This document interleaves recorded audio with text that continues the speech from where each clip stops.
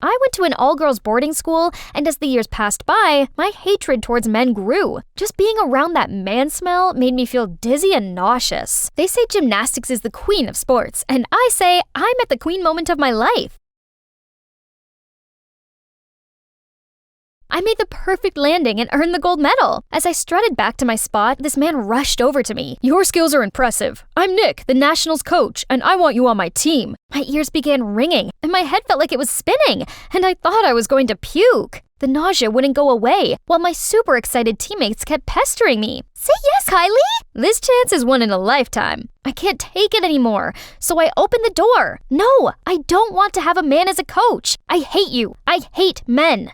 Hi, I'm Kylie, and there's a valid reason why I dislike men so much. My mom passed away when I was little, and instead of spending time with me, Dad became a serial dater. He always made excuses. "People can't live without love. You'll understand when you're older." If this is what love did to people, then I didn't want it. I swore to never fall in love. Nuh-uh. At home, Dad was waiting for me with his typical Hulk look. "Kylie, why did you refuse to join the national team? Why turn down your dream?" My dream or yours? As if you care. You were never there for me. "That's your future, Kylie." I'll be fine. No way universities would turn down my talent. "But what if you couldn't graduate?" "Dad, my grades might be bad, but I'm not that dumb." "No, my business isn't doing so well. I can't afford your tuition fees anymore. You'll have to move back home." What? If I don't graduate, then I can't go to uni. If I can't go to uni, then I can't find a job. And if— "There's still this scholarship offer from another school for you to consider, though." I immediately agreed to it. I couldn't sit here watching Dad flush away my dreams with his incompetence. Yeah, a new environment might be a bit challenging, but I'm a tough girl. I can do this. Only the next day, Dad dropped me off at a fortress-like building that was, apparently, my new school. And to add more to the problem, standing there to greet me was a boy. Ugh. Now I officially had bad vibes about this place. I reluctantly followed him to the vice principal's office, and I had to sit there with my mouth covered. He pushed a form towards me. "You don't look so well. Just let's get this done quickly. Please sign here." Then the vice principal reached out for a handshake. "Welcome to St. John's All Boys High School." Sorry? All boys? "Yes, that's correct. You're the only girl here." I barged out of the room. The corridor was full of boys. They were everywhere. "Welcome home, Rosie." "We've been waiting, Rosie." I tried to dash past them, but it was so overwhelming that I tripped over my own feet and this boy stopped my fall. But my churning stomach had something to say. Blech! I threw up all over him. This boy shrieked out and let go of me. Everyone gawped down at me like I was some sort of exotic bird. With whatever dignity I had left, I pulled myself up and limped back into the vice principal's office. "I reject the scholarship." "You just signed the paperwork. You can't just leave." I was so mad and speechless. Dad must have set this whole thing up. It seemed I had no choice but to endure this hellish place. So, on the first day of school, I covered myself from head to toe like a ninja. But what are those banners? For me? I went into the classroom trying to not throw up. This place was seriously weird. I didn't sing, and I wasn't called Rosie. When the teacher told me to introduce myself, I decided to use this opportunity to set some ground rules. My name is Kylie. I don't sing, and you're all gross. I demand that you stay at least 6 feet away from me at all times, else I will backflip kick you into another dimension. To my surprise, the students weren't intimidated. Instead, they all applauded and wolf whistled me. Ugh, I hate boys. I trudged over to my seat and was about to sit down, but then someone kicked my chair away. I turned to glare at the culprit. Oh, it was the boy I puked on yesterday. "Stay away. I don't want any more vomit on me." "Kylie and Jerry are both new students, so help them settle in, everyone." "So, Jerry, huh?" He glared back at me in the midst of all the Cheshire cat grins from the other schoolboys. Oh, this is gonna be hell. After class, the boys followed me every step, so I had to do a somersault to get away, but that only made them cheer louder. I rushed back to my dorm, but the situation was not better. Had they never seen a girl before?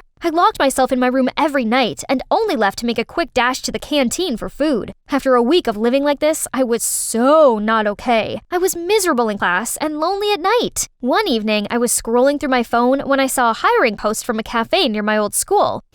If I had a job after school, I could avoid the weird boys and hang around with my old friends. So I applied for the job, easily got hired, feeling all excited until I bumped into Jerry. Why are you here? I hurried out of the kitchen. What to do now?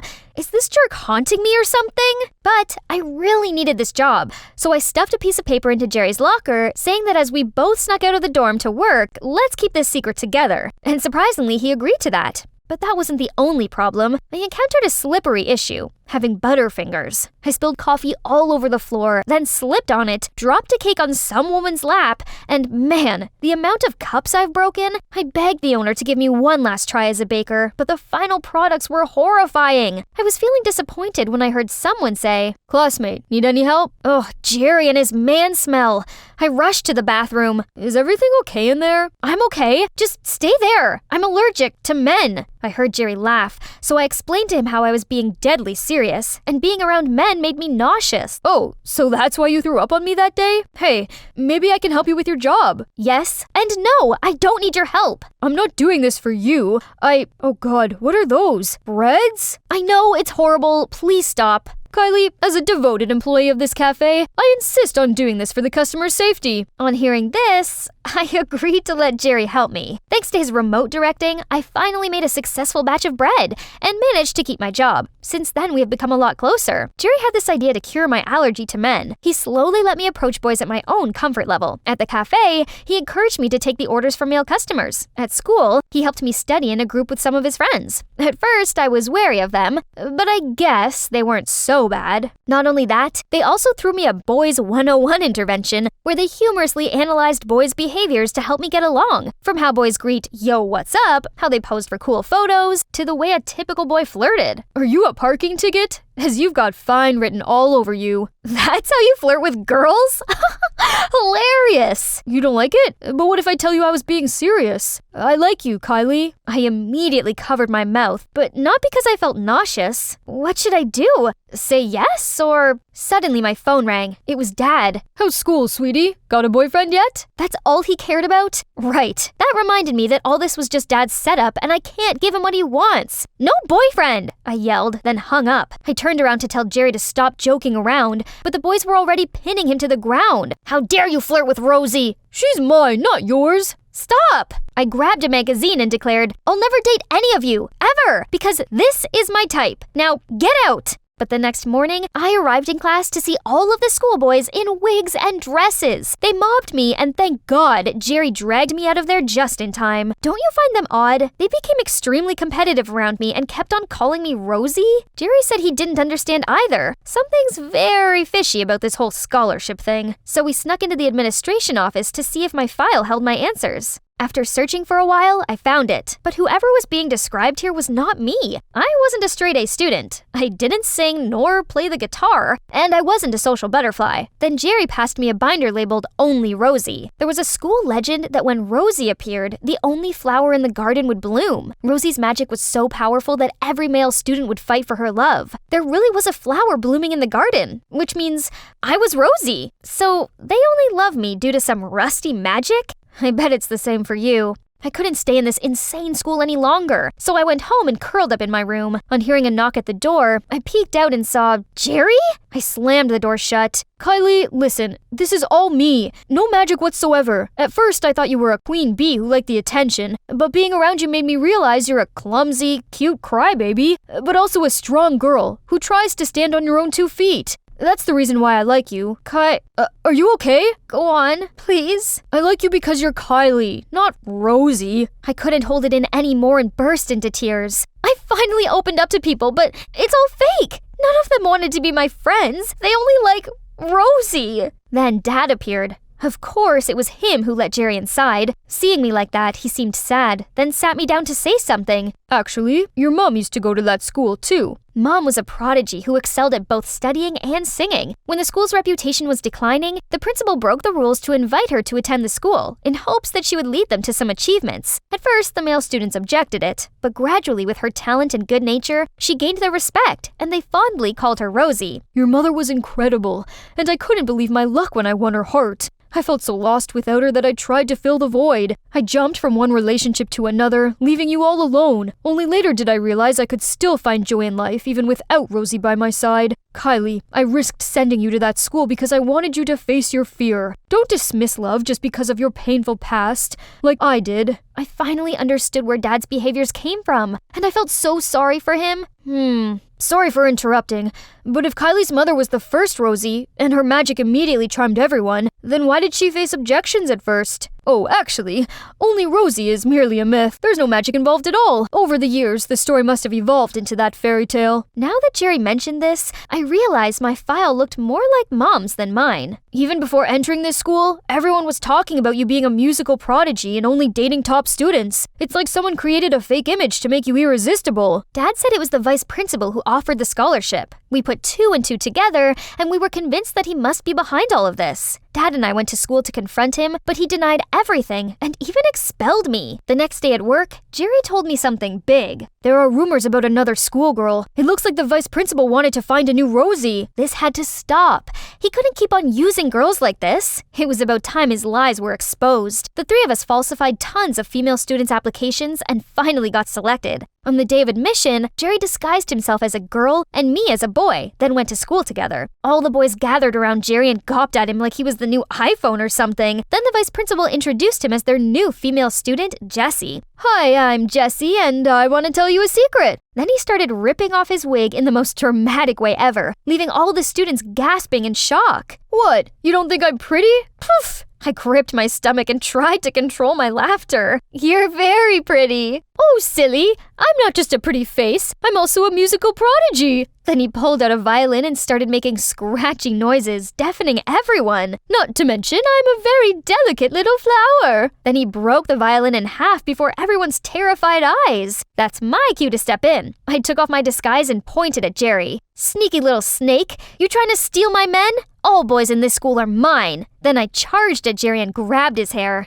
Why are you here? I've expelled you. Everyone was astonished to hear that and questioned the vice president about it. Then I waved the flower I was holding around. Guys, there is no only Rosie. This is the flower that heralds Rosie, and it looks pretty fake to me. The boys became even more heated towards the vice president. Fine, I did it. So what? Only Rosie's not real, as long as it works. I only did this to revive the school anyway. This school deserves a principal who's as dedicated as me, not a has-been who never even shows up and could have retired by now. He was hopelessly yelling while a group of disgruntled students dragged him outside. The rest ran over to me and said they missed me. So even among all the lies, our friendships were still real. And better still, I didn't feel dizzy or sick at all now. Everyone was here to cheer me on. The boys, Dad, and of course, my soon-to-be boyfriend, Jerry. We're not dating yet, 'cause girl gotta play hard to get. Suddenly, a voice interrupted our celebration. It was Nick, the national team's coach's voice. Great performance. Any chance you've reconsidered joining the team? Reconsidered? Nick, count me in 100%. No, 1,000,000% in. You are watching the incredible Berries Blue. I'm Sonia, the super talented lead vocalist, and that guy over there rocking the guitar is Eric, my boyfriend. He's also our composer and backing vocalist. Yep, my man's good at everything, just like me. Actually, he's the one who discovered my vocal talent and helped me on my road to fame. Our debut album exploded onto the charts. And the rest is history. Eric asked me to be his girlfriend right on stage after our set. I don't know who was more excited, me or my adoring fans. Everything was perfect. And then our next album flopped. I guess all that pressure had interrupted Eric's writing process. I tried to send him positive energy. We had a big show coming up to debut our new single and start our comeback. Who knows when the sun will rise again, right? But during our performance, as Eric stepped back to give me the spotlight, I stepped forward and suddenly slipped and fell. Sonia, your nose! It's crooked! I was rushed into surgery, but my nose looked like a lightning bolt. I can't look like this. I must be beautiful. You'll always be the cutest girl to me. No need to worry. We can still fix it. But right after that, the photo of my busted nose hit the headlines. I got ridiculed for praising natural beauty and then getting plastic surgery. What vultures! I had to upload the video of me slipping to end these rumors, but they claimed I did it on purpose to get attention. What on earth? We thought all that drama was finally over, but no. Right when my nose healed, my chubby, pre-puberty secondary school photo appeared all over the internet, which sparked rumors about me having my whole body reconstructed. Some anonymous posts even made up that I was hot-tempered and snooty to band crew and waiting staff. I mean, maybe I could be a bit abrupt, but I was famous, so I was allowed to get what I wanted. Then, "Let's cancel Sonya" began to circulate. Do these tragic people have nothing better to do than gossip about me? But my fans took notice, and a load of our tour tickets got canceled. My manager freaked out and made me go on leave until the rumors died down. How ridiculous! Worse still, they were actually going to try to replace me? The beautiful, one-of-a-kind lead vocalist? How dare they do this to me? I am the band! Hang in there, babe. I promise I'll find a way to get you back. Obviously, my photos didn't leak themselves. Some jerk did this, and it's now my life mission to track them down and make them pay. Okay, so from my internet searching, I traced the original rumor to this group of my anti-fans. Can you believe they actually met up at this cafe once a month just to badmouth me? They even had a schedule. How ridiculous! What had I ever done to them? Disguising myself, I showed up to find out more clues. Inside were those terrible leaked pictures of me. Jeez, these people clearly had way too much time on their hands. Wait, this guy looks familiar. Is he Owen, my high school crush? He was my senior in the music club and a super talented singer, guitarist, and composer. But how come he's my anti-fan? I never even spoke to him. The group buzzed about how pretentious I am. They even said Eric and I were fake dating just to cover up the news about our latest album flop. Obviously, our love is real.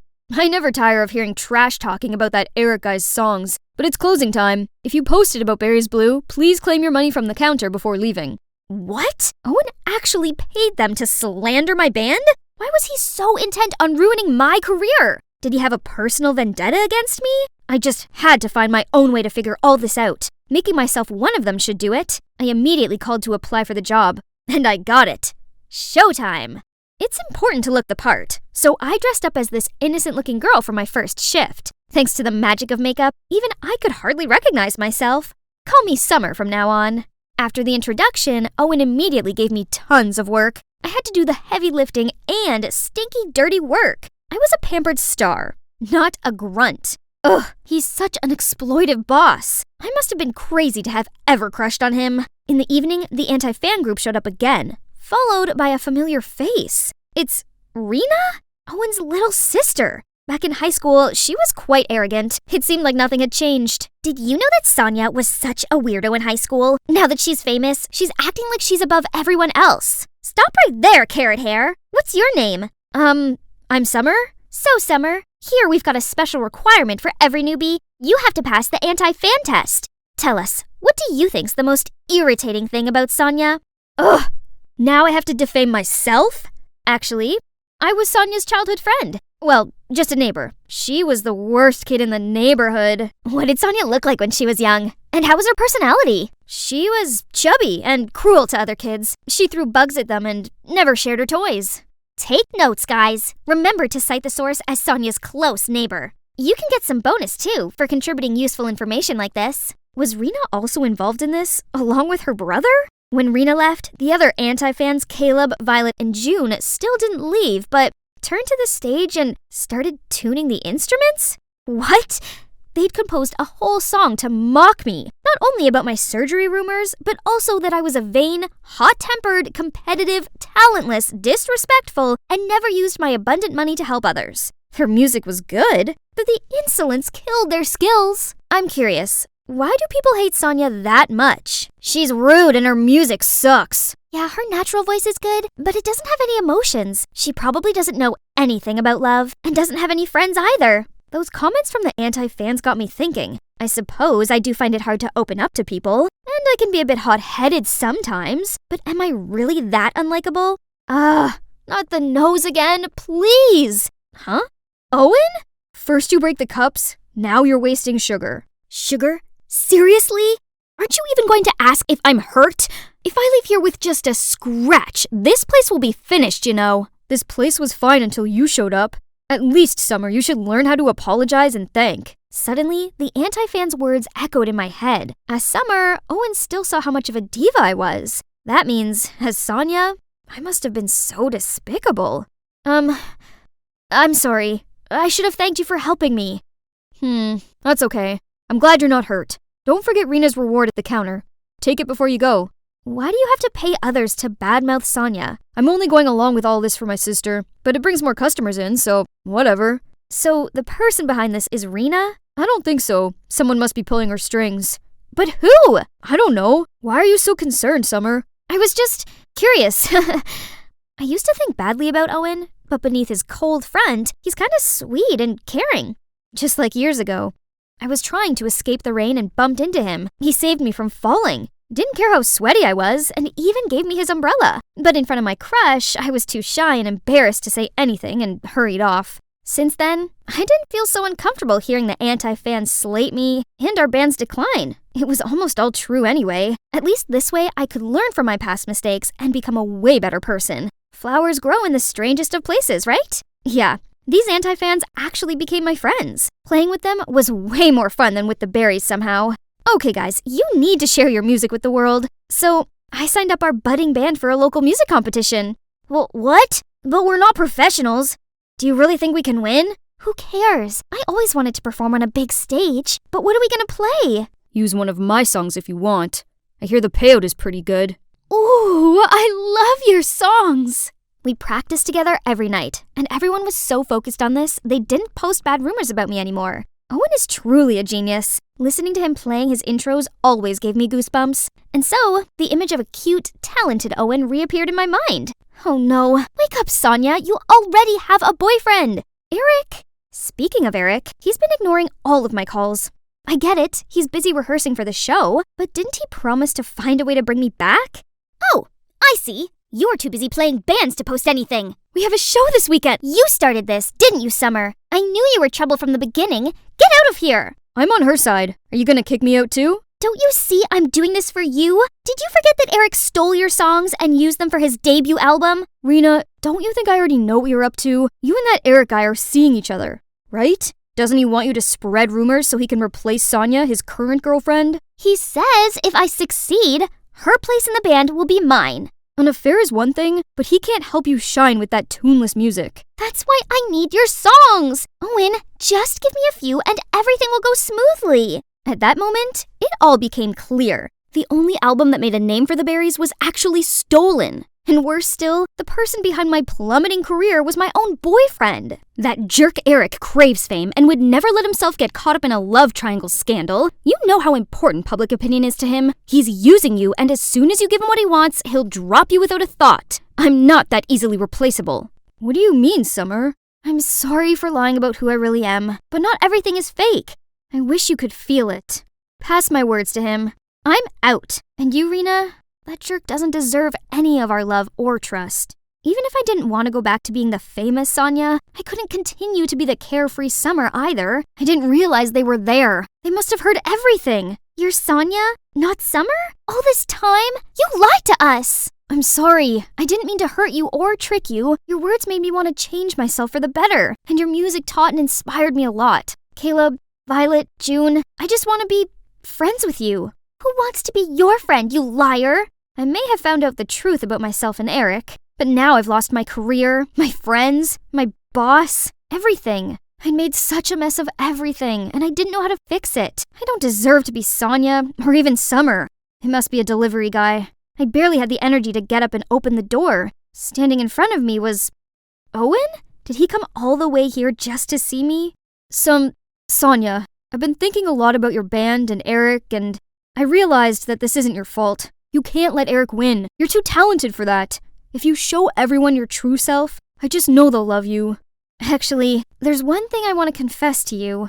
I used to have a crush on you in high school, but you probably didn't even know I existed. Really? That's so dumb. What do you mean? Actually, at that time I liked you too. You were so cute and shy with that beautiful voice, but when I came closer to talk to you, you just ran away. If I had been more confident and braver, maybe we could have become something different.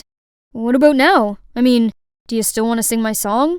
It'll be an honor. Your song is always special.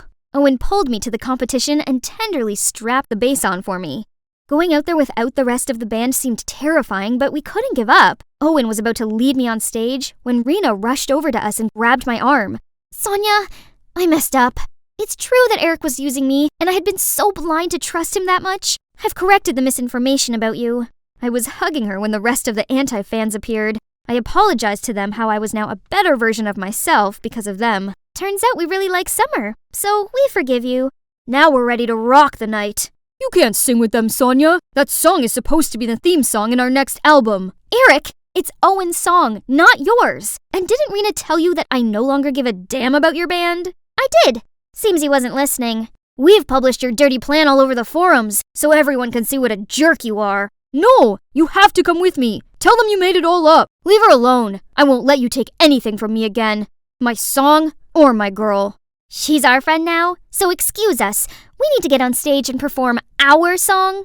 I can't believe I'm back on stage again. Only this time, it's so much better. My bandmates are awesome. The song is amazing, and the crowd is going wild. I saw Eric shamefully disappear through the crowd. Tough luck. That's what being a big slimy liar gets you. Toward the end of the song, Owen pulled me close to him and the crowd went silent. All I could hear was the beating of my heart when he gave me the best kiss ever. I was in this romantic dinner date with the love of my life, knowing too well that one day I'd be gone. But I couldn't help but falling for him. I'm in love with you, and I know that love is just a shout into the void, and that we're all doomed, and that there will come a day the sun will swallow the only earth we'll ever have, and I am in love with you. Cut! Excellent, Eleanor. Well, that was the usual in the life of an actress. Oh, hey, didn't catch you there. I'm Eleanor, from LA. My life as a kid was a bit different from others. While they were surrounded by dolls and toys, I was wrapped up in the limelight. Being a superstar seemed fun back then, but the glitz and glamour of showbiz gradually wore me out. My momager never let me take a break between gigs, so there's no time to hang with people my age. You know, I missed out on doing normal things like having sleepovers and going to birthday parties, and before I knew it, I was already swarmed with work and work. Sweetheart, I've got you another script. Take a look. Whatever, Mom. FYI, Jeremiah is also on the show. Seriously? Mom, that heartless jerk cheated on me. No way am I working with him. Eleanor, be professional. I've already signed the contract. Besides, Mommy's Bentley collection is missing this shiny golden one. I don't give a damn about your stupid car. Stop treating me like a GoFundMe for your lavish lifestyle. Mom can be insufferable sometimes. She dictated everything. But why bother now? No showbiz, no Mom's orders. I can do whatever I want. Bye-bye salad and hello chocolate cake. But suddenly, a dark figure bolted towards me and snatched my bag. I lost my balance, banged my head on a fire hydrant, and then everything went black.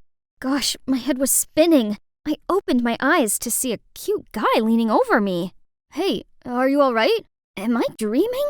'Cause this view sure is dreamy.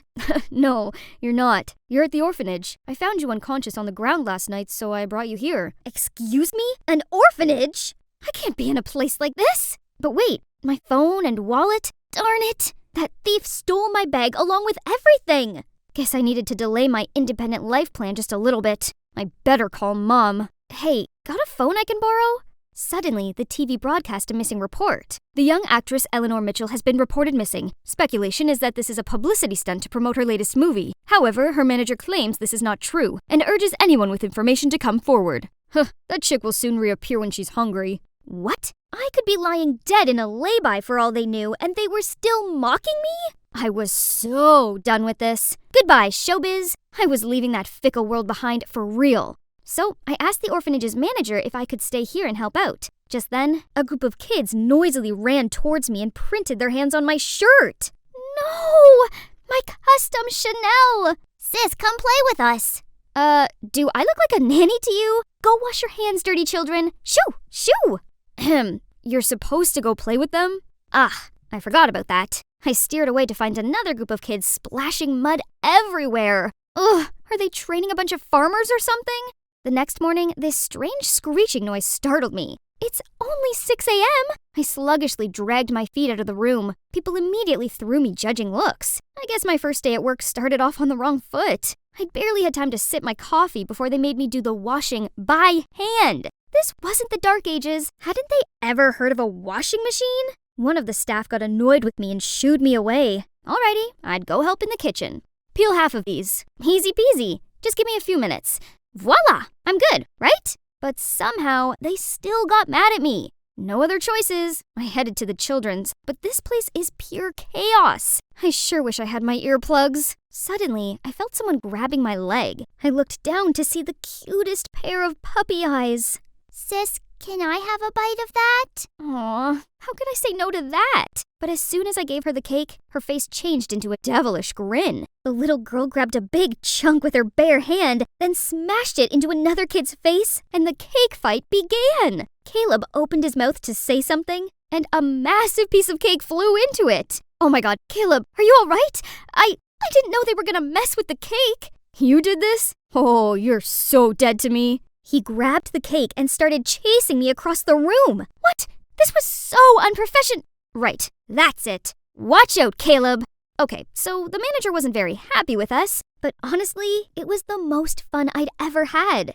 Besides, after the cake fight, the kids seemed to like me. Whenever they saw me, they clung to my legs and begged me to play with them. One day I was in the garden attending to the flowers when this little girl ran over to me in tears. Oh, Pumpkin, what's wrong? Bella was adopted a few days ago, but they just brought her back. Poor kid. All I could do was pull her into a warm embrace and pat her back. Do you know what it is these kids crave the most in the world? Not new toys or expensive clothes. They just want love. Love?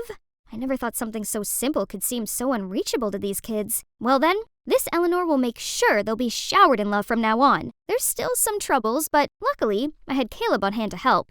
Then one night, I was sitting outside looking at the skyline when Caleb came over. He leaned across me and pulled something off my cheek. Oops, the kids must have stuck it while I was asleep. That's on you for giving them a sticker book. Eleanor, I'm glad you're here. I really like you and I'm falling in love with you. Will you be my girlfriend? Wow, I wasn't expecting that, but Caleb was a great guy, so being with him made sense, right? And the following days were fantastic. We found out lots about each other. Oh, there's something you might be surprised about me. I used to be an actress. Oh, I didn't expect that. I just think showbiz is kinda toxic. Sorry you feel that way, but believe me, I have no interest in it anymore. Good, 'cause it's all a load of pretentious jerks who think they're so much better than everyone else. That's harsh, I guess, but he's right though. Anyway, I've already found fairy tale love right here. But to be honest, I did miss the elaborate sets, the stunning costumes, the dazzling studio lights, and the feeling of morphing into a different character. So sometimes I played out Disney princess roles for the kids. But one time, Caleb stormed in on us. Look at you! You've fallen back into your old ways. Come on, kids. You have better things to do than this. My heart thumped in sadness. Acting was a part of who I was, but seems like he'd never understand that, and I don't want to upset him either. So I guess I had to put aside my passion and just focus on my new life here. One day while skipping towards the playground, I slipped on a banana peel and was about to fall when a strong arm caught my back and helped me to stand up. Surely he did have a strong build and a gentleman manner, but who is this guy? I thanked him, but he just stared at me. You look just like Eleanor Mitchell. Well, I am her. Oh, you left showbiz for real? I thought it was just a media trick. Oof, what was his deal? Was he a reporter coming to dig up dirt? Oh, sorry, just kidding. But are you serious about quitting acting? You've got talent. All you need is a good script to sink your teeth into, instead of those terrible ones you've been given. Huh? Was that considered a compliment? Turns out he's Frederick, a young screenwriter who came to the orphanage for inspiration and to help out. He even set up a mini theater for the kids to have their first cinematic experience. As you can see, anything's possible in movies. Even our most magical dreams can come true. I suddenly remembered why cinema had captivated me in the first place. It opened the audience to multiple perspectives and worlds. This is the cinema I love and dream of being a part of. And maybe that's why I'm naturally drawn to Fred. He might seem a little playful, but when it came to movies, he turned into another person. I cannot deny that my flame for acting was rekindled by his genuine sharings. I mean, everybody loves Fred. Look. Well, maybe not everyone. Okay, kids, but remember, studying is priority so that you can have a better life. Acting and scriptwriting is just a pipe dream. It's not real. Yes, studying is important, but arts are what we live for, what nurtures us from within. Art has no value. Investing money in arts is like throwing it out the window. There are people who barely have anything to eat. Why not use that money to help them instead? Gosh, these man children. They looked ready to start a fight, so I had to step up and stop them. After that day, Caleb and Fred were constantly giving each other dirty looks. I tried to calm Caleb down, but he got mad at me for no reason. Things only got worse between them, and I felt awkward with Fred. Just let him be. I don't want his problems to get in between our friendship. By the way, I have something for you. Then he showed me his new script and asked me for advice. And guess what? The script was actually based on my life in the orphanage. He'd been inspired by my journey here. It was such a beautiful script, and I felt seen and understood, though we just met not long ago. Then out of nowhere, Caleb angrily bolted towards us. What the heck are you doing? He tried to drag me away, but Fred stopped him. Dude, can't you see you're hurting her? Not your business. Get your dumb writing hands off of her. Stop, Caleb, you're being rude. I'm not done with you, Eleanor. You went behind my back to swoon for this brat and his dumb art. I thought you'd be different, but you're just like them. Once a spoiled actress, always a spoiled actress, huh? So this is how little you think of me? Caleb, listen, acting is what I live for. I even tried to hold it back just to please you. And look where it got me. I'm done hiding my true passion. Caleb, we're over. Caleb looked down and didn't say a word, and after that he packed his things and left the orphanage. It's true Caleb had opened up something in me, but if being with him meant I had to lose myself, then I'd gotta let him go. The orphanage without him was not the same. Luckily, I had Fred to cheer me up. He asked me to play the lead in his upcoming film project, and with the script based on my journey here, I agreed. It felt good knowing I could finally go back to acting, even if I was sort of playing myself. Then one day, I found a baby left in front of the orphanage. Then I quickly carried him inside. Poor Hector. I'll take good care of you. Mama. That's right. Your mama's here. Dada. I'm your dada now? Together we'll be a happy family. Right, Mama? Oh boy, it made my stomach do cartwheels. But was it okay to feel this way after everything happened? We started filming in the orphanage soon, and the kids were a big help. It felt quite strange after a long break. But the thing that got me nervous about was the audience's reaction to the movie. Turns out, I was worried for nothing, as the feedback was actually amazing. Though that joy didn't last long, as a few days after, the image of me holding Hector hit the internet with the headline, "Actress turned teenage mom." Through their words, I appeared as this reckless girl who got pregnant and ran away from showbiz to give birth. That got netizens turned 180 and throw shade at me. What a load of nonsense. Right at that moment, I got a text from Caleb. Is this your rotten showbiz? So it's him who leaked that picture to the press. How could he? I've got to sort this out. Today's the day. It's time to shed light on everything. Hi everyone. Today I have an announcement to make. It's true, I have a baby now, and the father of my child is Jeremiah Williamson, my ex. Everyone gasped in shock. Just then, a man in black stood up and revealed himself. Ha! The prey fell for the trap. You liar! Everyone stop listening to her lies! Oh yeah?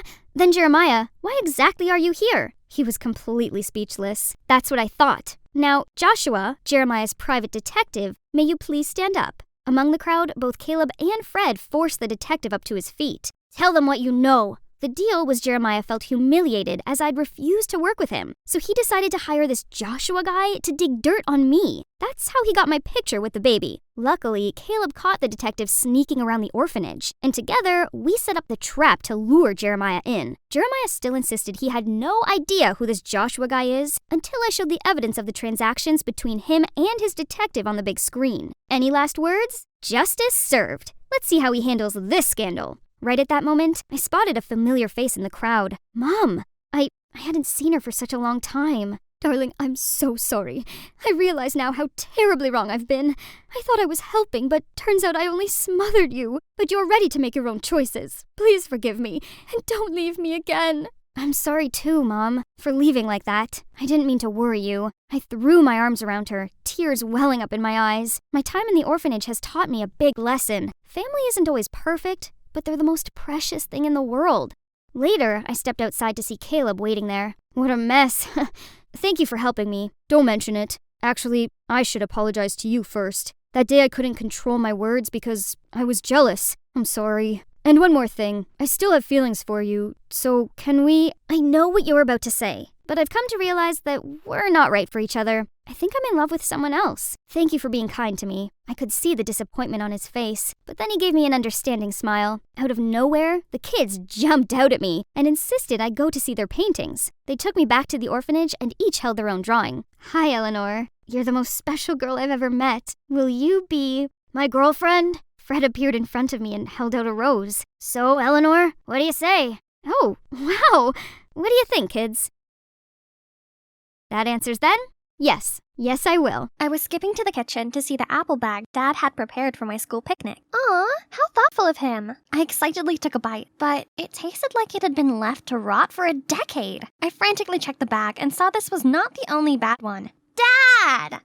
Hey, I'm Doris, and things like this are an everyday occurrence for me. My dad's clumsy and colorblind, two contributing factors that sure make life interesting. Since Mom passed away, I had to watch him like a hawk, else you betcha he'd mess stuff up. One time he roasted a turkey, but it was so raw as if it would jump off the plate and run around the house. And on my last birthday, he got me a pair of mittens with one bright orange and one neon green. I reluctantly tried them on, looking like a clown while people burst out laughing. Despite all that, he's still an awesome dad in my eyes. A super talented artist with incredible artwork, provided he lets me label the paint colors. And also a really big supporter of my dream.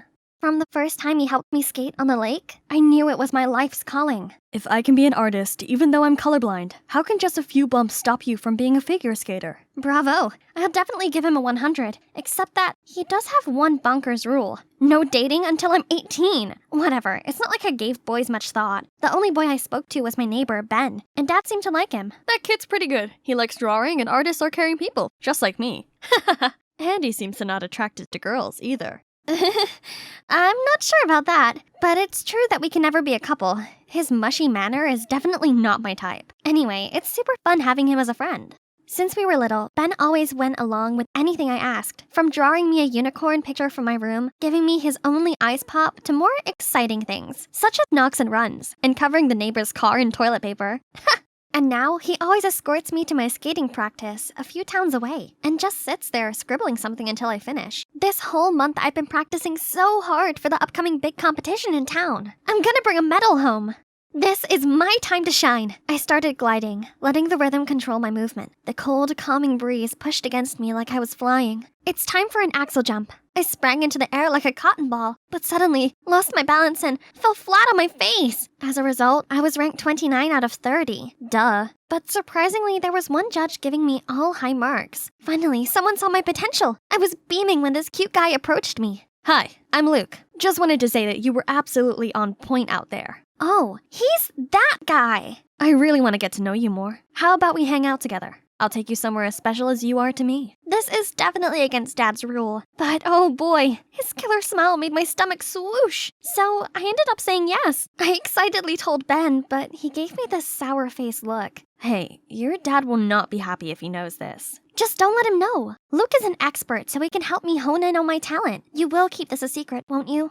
So here's my first date ever. Luke was so sweet. He complimented my ice skating and constantly gave me these loving looks. Our food arrived and delish! Bon appetit.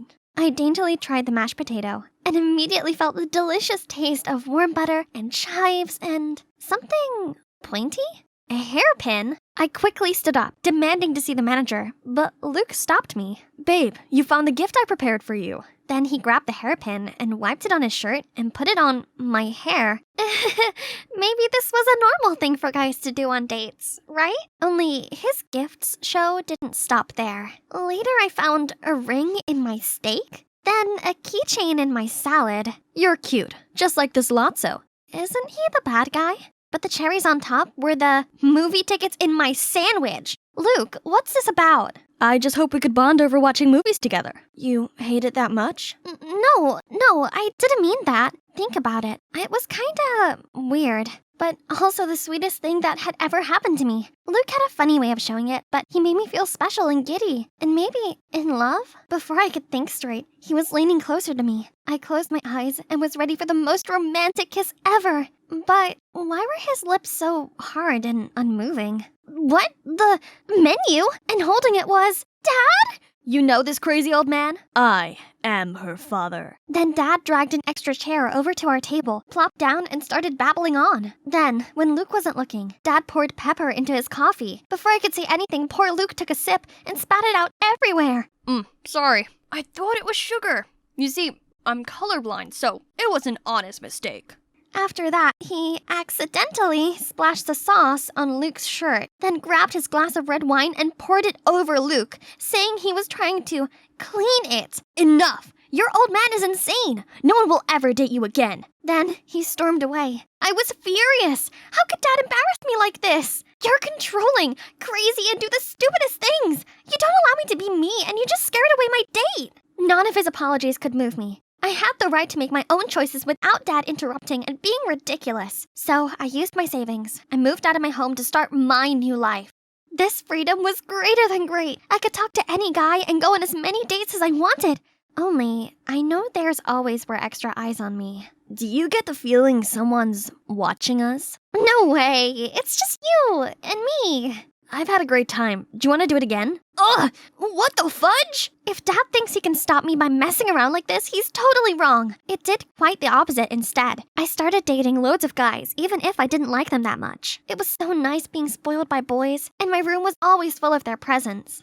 I updated Ben all about my dating stories, but he just frowned. Yo, slow down. You want to speed date the entire town? Man, it's just dating. It's not like I've agreed to be their girlfriend or anything. But you don't even know them, or what their intentions are. My dad doesn't understand me. Why now you sound just like him? Fine, don't feel like you need to come here or give me rides or anything. I can make my own way to school and get my date to come with me to practice from tomorrow. I'm sorry, Doris. Ignore me. I'm probably just overthinking stuff. Yeah, Ben's Ben.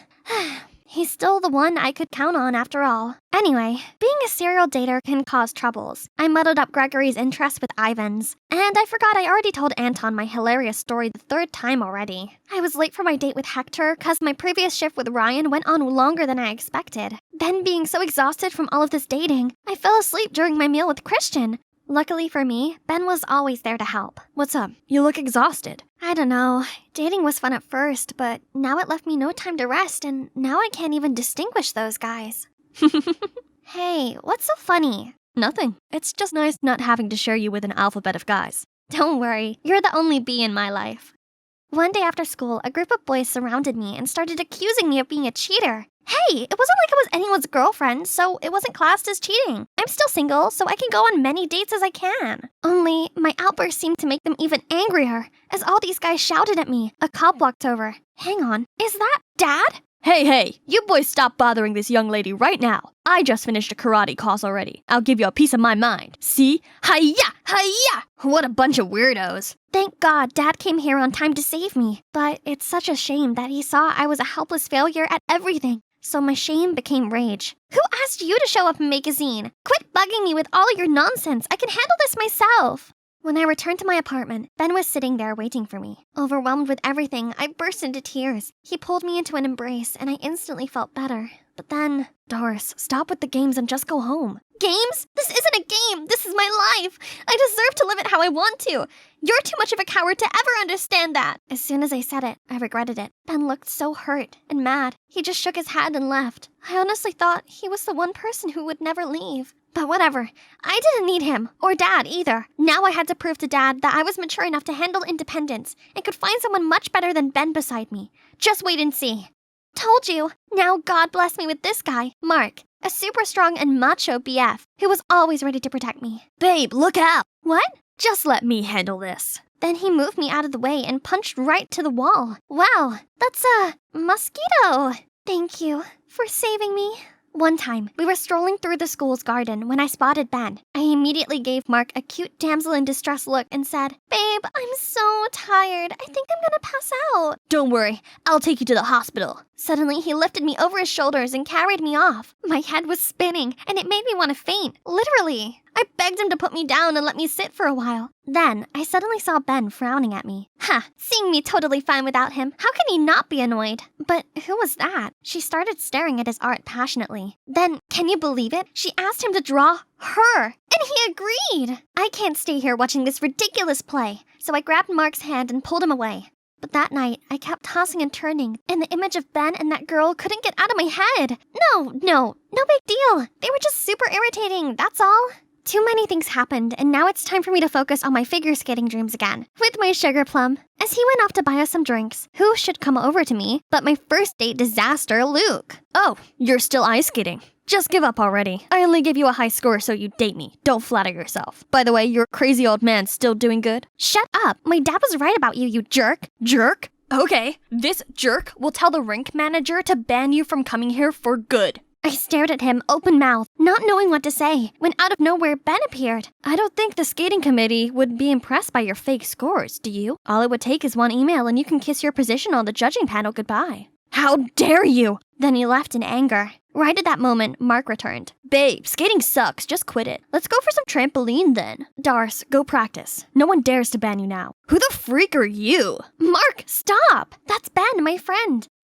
No, just an acquaintance. Darce, watch yourself with that guy. It's none of your business. Let's go, Mark. Bye, loser. The next day at school, I saw Ben with that girl again. My heart thumped in sadness, and I don't even know why. Maybe I was so used to having Ben around me, and honestly, I missed him a lot. Mark soon followed my gaze over to Ben. Isn't that the dude from the ice rink? Why are you gawping at him? He was lunging toward Ben right after. I grabbed his arm trying to stop him, but he pulled me away instead to a corner. You are my girl. Remember that. In front of me was a total stranger, not the normal Mark I know. He was supposed to protect me, but now all I felt was scared. I couldn't move. Mark leaned over to kiss me, and I immediately blocked him. What? How dare you? Oh no, I'm screwed.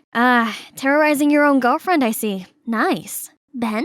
Right on time. You're so done with me. Then Mark grabbed a flower pot and charged at Ben, but I panickedly pushed him over before he could do anything with it. He stumbled about, mumbling something, when Ben's fist came out of nowhere. You want another punch? Mark waved his fist at him, but then turned around and hurried off. I stared at Ben. I couldn't believe my eyes. He was strong and protective, totally different from the soft Ben I knew all this time. Darce, I think it's time for you to go home. Have you ever wondered why your dad really did that? Ben was right, and the day's drama made me realize how much I missed Dad. I wonder how he was doing. I arrived back to find Dad sitting all alone, dozing off, amid a pile of mess. He was in stained clothes, and on the easel was an unfinished picture of me. With tear-stained eyes, I ran to him and held him tight. I'm so sorry for leaving. I thought I would be okay by myself, but I'm definitely not. I miss you. You're back. I miss you too, darling. I felt so bad for upsetting Dad. When I calmed down, we talked through our problems. Sweetie, I know, it's just hard. You're all I have left. I just worry you're too young to make the right decision and can't bear seeing these idiots hurt you. But Dad, I need experience to learn and grow too. Support me, will you? Of course. I always wish you can find a kind man who understands, supports you, and is always by your side, and makes you truly happy. All those qualities reminded me of someone. I kept chasing after trivial things out there, thus forgetting the one who was standing by me all the time. So I immediately went to find him. Hey, Ben. Oh, hey. You'll be pleased to know I've moved back in with Dad. Yeah, that is good news. Look, Ben, I'm sorry. I've been an idiot. I took you for granted, and now I feel very bad for this. I, was wondering if you'll take me to practice tomorrow? I'll think about it. And I didn't expect to see you confronting a tough guy like Mark. You're not just a timid arty type, are you? Who says I'm timid? I'm only like that when I'm with you 'cause it makes you happy. I'm actually fully capable of looking after myself. And, you. I stood in front of this shabby cottage, trying to calm myself, and went inside. One step in, and the door snapped shut. I freaked out and banged on the door. Let me out! Let me out! But only ghastly laughter resounded. Just then, I could feel someone coming close to me. I turned around and was terrified by what I saw. Hey, Clover here, the one that just got scared witless. I know, so embarrassing. Let me tell you how I got myself into that situation in the first place. But before I do, please like and subscribe. I used to have everything. I come from a family of esteemed cardiologists who's made numerous contributions to the medical field. And as the next generation of Howards, I took immense pride in continuing their legacy, which was getting a Harvard medical degree and becoming a doctor. That's why I always made sure my academic record was top-notch. I went to this elite private school, aced every subject, and became the class president. Finally, winter dance prepping's finished, so I could sit back and watch this magical night come to life. Suddenly, my phone got a notice. It's an article about my parents, and how they were involved in an operation that cost a patient's life. No way was this real! But when I looked up, everyone was giving me bombastic side eyes. Jeez, I should go to my parents now. I had to ask as soon as I found them. Mom? Dad? What the press is saying isn't true, right? Honey, listen. When the patient was brought in, there wasn't much we could do for her. It was too late. Turns out she's from the Albert family, a very powerful family in the country. They didn't take it too well, especially her son. He blamed my parents for his mom's passing, meaning this media crisis was his doing. My parents explained to him many times, but to no avail. Now he even took legal actions against them. They had no choice but to show up in court. The incident quickly became the talk of the town. Everyone was throwing jibes at us. Gosh, all these turmoils were driving me insane. Clover, can you solve this equation? Clover? Clover, stop! The whole room turned silent for a second and stared at me like I was some freak. I picked up my books and stormed right out of class, but still, whispers followed me everywhere I went. There was no other place for me to be, so I just ran home and wept tears of frustration. My parents came in all worried for me. They thought maybe it's best if I stayed at my aunt's place. But Mom, Dad, I can't just leave you here. You're not leaving us. It's just that things are messy right now, and we don't want you to be affected. Besides, it's just temporary. Once the lawsuit's over, we'll reunite. Promise? Promise. When I arrived at my aunt's house, she seemed annoyed. Your room's in the attic. You're just here temporarily, so do not make any fuss. It's bad enough your parents got slapped with a lawsuit. Just then, I got a text. Mom's checking in on me. I shouldn't worry her, right? But honestly, I'm not sure how I'd survive this place. First day of school, I had to ride this pile of junk here. Cycling alone made me sweat like a dog. Just then, a boy passed by and yelled at me. Hey, you got a fat side! Excuse me? I said you got a flat tire. Oh, that explains a lot. He helped me fix it. A few minutes later, the bike was good to go. The guy's Percy. He went to the same school as me, and today was also his first day. So, we arrived at school together. As soon as we entered the hallway, everyone stared at us. Suddenly, 2 girls came dragging me aside. Who are you? Why are you with Percy? You're not his girlfriend, right? Jeez, I met him 10 minutes ago. I don't even know who he is. OMG, you live under a rock or something? He's Percy Albert, the sole heir of the powerful Albert family. That name. Could it be a coincidence? The son that insisted on suing my parents went to the same school as me? Hold on, Clover. This could be your chance to manipulate him into withdrawing the lawsuit. And boom! Things could go back the way they were. Let's see. I could make him fall for me. People would do anything for love, right? Lucky me, Percy and I were in the same biology class where we worked in pairs. The 2 girls from before, Holly and Jody, started fighting to be his lab partner. Meanwhile, he straight up asked me. Well, not a finger lifted and the prey was already in my trap. That night, I went on his social media account and found out he often golfed at Rolling Greens. I could be a caddy, just had to apply for the position. I got accepted in no time and quickly got used to the job. Oh, and I just happened to go through Percy's golfing schedule and totally did not plan this chance encounter. I parked the golf cart ready to seduce my Ken doll, but somehow standing in front of me was Holly and Jody. What took you so long? Do you know how hot it gets? At least I still got a chance with him on the field. But as soon as these blondies caught sight of Percy, they flew towards him like moths to a flame. So I was left to carry these human-sized bags. Ew, she's stinking with sweat. Social distance, please. Stop, you're being mean. Clover, let me help you with that. Thanks. You came to my rescue again. No worries. Say, I didn't know you worked here. Yeah, I'm pretty good at golf. By the way, for your 50-yard shot, you might want to use this club. Center yourself and give it a good backswing. Percy took my advice and caught a strike. Already? Hey, how would you like to be my personal caddy? I don't know. Come on, help a guy out. Okay, on one condition. When the time's right, I'll use this card. When exactly? I'm so intrigued right now. You just wait. From then on, we always stick together golfing and hiding from Holly and Jody. Hey, are you free this Saturday? Since you helped me out and everything, I, want to repay you. Yes, my plan worked. I was so happy I could jump up and scream. But that only happened inside my head. I still gotta play it cool. Only if it's a date. Saturday came and we took a trolley downtown to watch the streets in the fall. Look at how pretty the golden leaves are. We then stopped at this carnival, and I gotta admit, Percy seemed genuinely sweet. He protected me from the rushing crowd, held my hand when I was petrified on the Ferris wheel. His caring gestures had my heart racing a bit, and also wondered, how could this guy resent my parents that much? As the last ray of sunlight disappeared, the carnival lit up. and Percy's eyes suddenly looked so dreamy. Snap out of it, Clover! You're supposed to make him fall for you, not the other way around. The ride ended, and I immediately went to get some refreshments to calm myself down. But holy cow, I couldn't find my wallet anywhere. What do I do? Excuse me, I'll pay for her. How much is it? Thank you so much.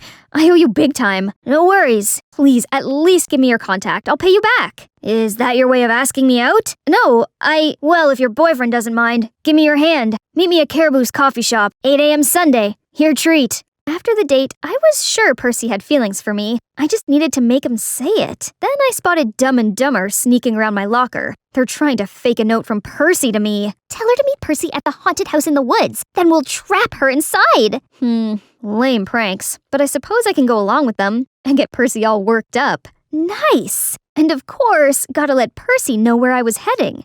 I know this was a stupid prank, but the eerie vibe still gave me the creep. I stood in front of this shabby cottage, trying to calm myself, and went inside. One step in, and the door snapped shut. I freaked out, banged on the door. Let me out! Let me out! But no use. Only the sound of ghastly laughter resounded. Just then, I could sense someone coming closer to me. I turned around, so terrified. Blood drained from my face. Oh my ghost! Stop shrieking, stupid child. I'm not a ghost yet. He's a real person? Clover, don't worry. It's just my grandpa. Grandpa? What's your grandpa doing here? This is my house. So, this used to be his granddad's house when he was young. Since Percy's mom passed away, Grandpa's health deteriorated. No one in the family cared about him except Percy, as they were all deep in sorrow and hatred. Percy mourned for his mom too, but had to stay strong for his grandpa. So, he brought him back to this peaceful house, hoping Grandpa would feel better. At that moment, I felt bad for what happened to Percy and his family. Losing their loved one must have been so painful. I suddenly understood his motive now, and he badly needed this hug. Clover, I think I'm in love with you. I gushed over his words. Looking in his eyes, I knew it was real, and what I felt for him was also genuine. We could work this out, right? I'd tell him the truth and my side of the story. He'd understand. Percy, But one phone call from Mom changed everything. Honey, we lost the case. Their son has taken everything away from us. Our property, our legacy. Your dad was so distressed, he almost had a heart attack. Hearing Mom's words, tears started streaming down my cheeks. What was I thinking? How could we possibly be together? After that, I avoided Percy completely. I also decided to move out of my aunt's and find a new place. And guess who hooked me up? It's Hunter, the guy I met at the carnival. We did end up going on a coffee date. He seemed cool and knew his way around town. So I asked if he knew a place that me and my parents could stay, as they'd move here soon. Look at this. Pretty cozy, huh? Hunter was nice enough to help me move. Just then, there's a knock on the door. I opened it to see Percy. He got so worried and went looking for me. But once he saw Hunter, he was dumbstruck. Didn't expect you'd find this place so fast, brother. Wait, you two are brothers? Sadly, yes. And we're supposed to mourn for our late mother. Yet here he is playing lovebirds. With you. If losing Mum isn't that big of a deal for him, let's see how he'd like losing you. Don't you dare touch her. Or what? You'll punch me? You Alberts are the worst. Was ruining my family not enough? What are you talking about? I'm Clover Howard. My parents were the doctors who tried to save your mom, but got punished for that. I was so stupid to think I could convince you to drop the lawsuit. My family's in shambles now. Happy? I didn't know. Get out. Never come near me again. Percy had to haul off with a regretful look. A few days later, my parents arrived. I told them everything that had happened, but they said the son who pressed charges was actually Hunter, not Percy. Turns out, their family situation was complicated. Hunter went missing when he was 7, and not until recently did he return. But then his mom unexpectedly passed away. He must have been so miserable that he had to take it out on us. Percy, on the other hand, was really thoughtful and understanding. He did all he could to stop his brother, and I just put it all on him. I had to go fix this. When I got to the cottage, Percy was trying to stop Hunter from messing with my family again. You don't get a say in this. You grew up with Mum's love while I got nothing, and you couldn't even pay her proper respect. We can mourn her in different ways. Mom wouldn't want us to dive deep in hatred. Mom wouldn't want us to befriend people who couldn't save her, and you fell in love with their daughter? Traitor! Hunter was about to punch Percy. I had to stop him. Quick! Clover? You should leave now. No, I came here to apologize to you. We gotta work things out. Then let's have a little chit-chat, shall we? I was so close to having a taste of Hunter's fist when Percy came between us and took the full blow. We both ended up on the floor, and when we looked up, their grandpa was already there and witnessed everything. Percy, Hunter, stop fighting! His breath suddenly fell short. His knees were trembling. I immediately called my parents for help, but Hunter snatched my wrist. What are you doing? Call your parents here to mock us? No, I'm just trying to help. He then was on the phone with their family doctor, but she couldn't come because there was a storm blocking all roads. Please, can't you see Grandpa's in pain? You shut it! I'd never get help from those lousy doctors again! Hunter, I'm sorry for what happened. I really am, but don't let your hatred endanger your granddad. I could see Hunter's conflict, but with every second passed, their grandpa became pale. His breath got weaker. He needed to decide now. Please, save him! I immediately called my parents. Minutes later, they arrived and gave him first aid right away. Luckily, Grandpa reacted positively to the medication and gradually recovered. Hunter then broke down in tears. I can't believe I almost put Grandpa in danger just because of my blind hatred. And you didn't think twice about helping. I'm so sorry, everyone. Clover, Mr. and Mrs. Howard, I promise I'll make this right. The following day, Hunter arranged a press conference admitting he was wrong to bring my parents to court. Thus, he'd take full responsibility in fixing his mistakes, including clearing our reputation and compensating us financially. When it's settled, we started a new life here. My parents bought a house, founded this hospital to help people, while I got to continue my dream of becoming a doctor. Harvard meds, here I come! Oops, almost forgot. Of course, Percy and I got together.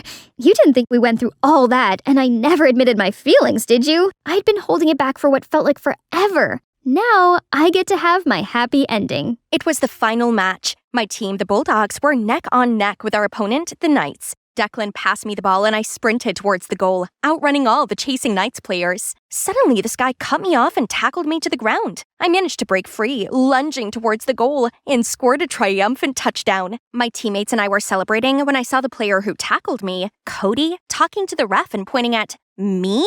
Suddenly, the ref blew his whistle. She's a girl, I could tell when I tackled her. She's a girl, so what? Why is a girl on a boys' football team playing as a dude? She's not even registered properly. But she's the best player who scored more points than anybody on the Knights team, alone, and the winning goal. Despite Declan and my teammates standing up for me, the ref announced it was an unfair score and gave the win to the Knights. Hey, it's okay, Riley. We had a good game and a good season because you're here. Right, guys? Yeah, I'm okay, guys. That player, Cody, you, sir, have made an enemy for life.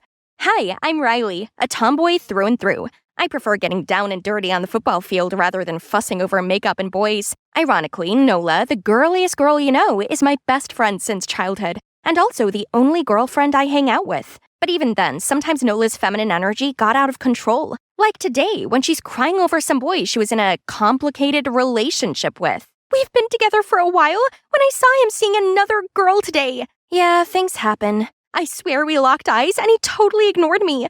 What a jerk! Riley, you have to help me get back at him. What? No, I don't want to get mixed up in all this toxic drama. You should ask someone else. This guy is so charming that any other girl I'll ask will fall in love with him. But you, Riley, are the only one who would be immune to Cody's charm. Wait, Cody? Cody Nelson? The footballer?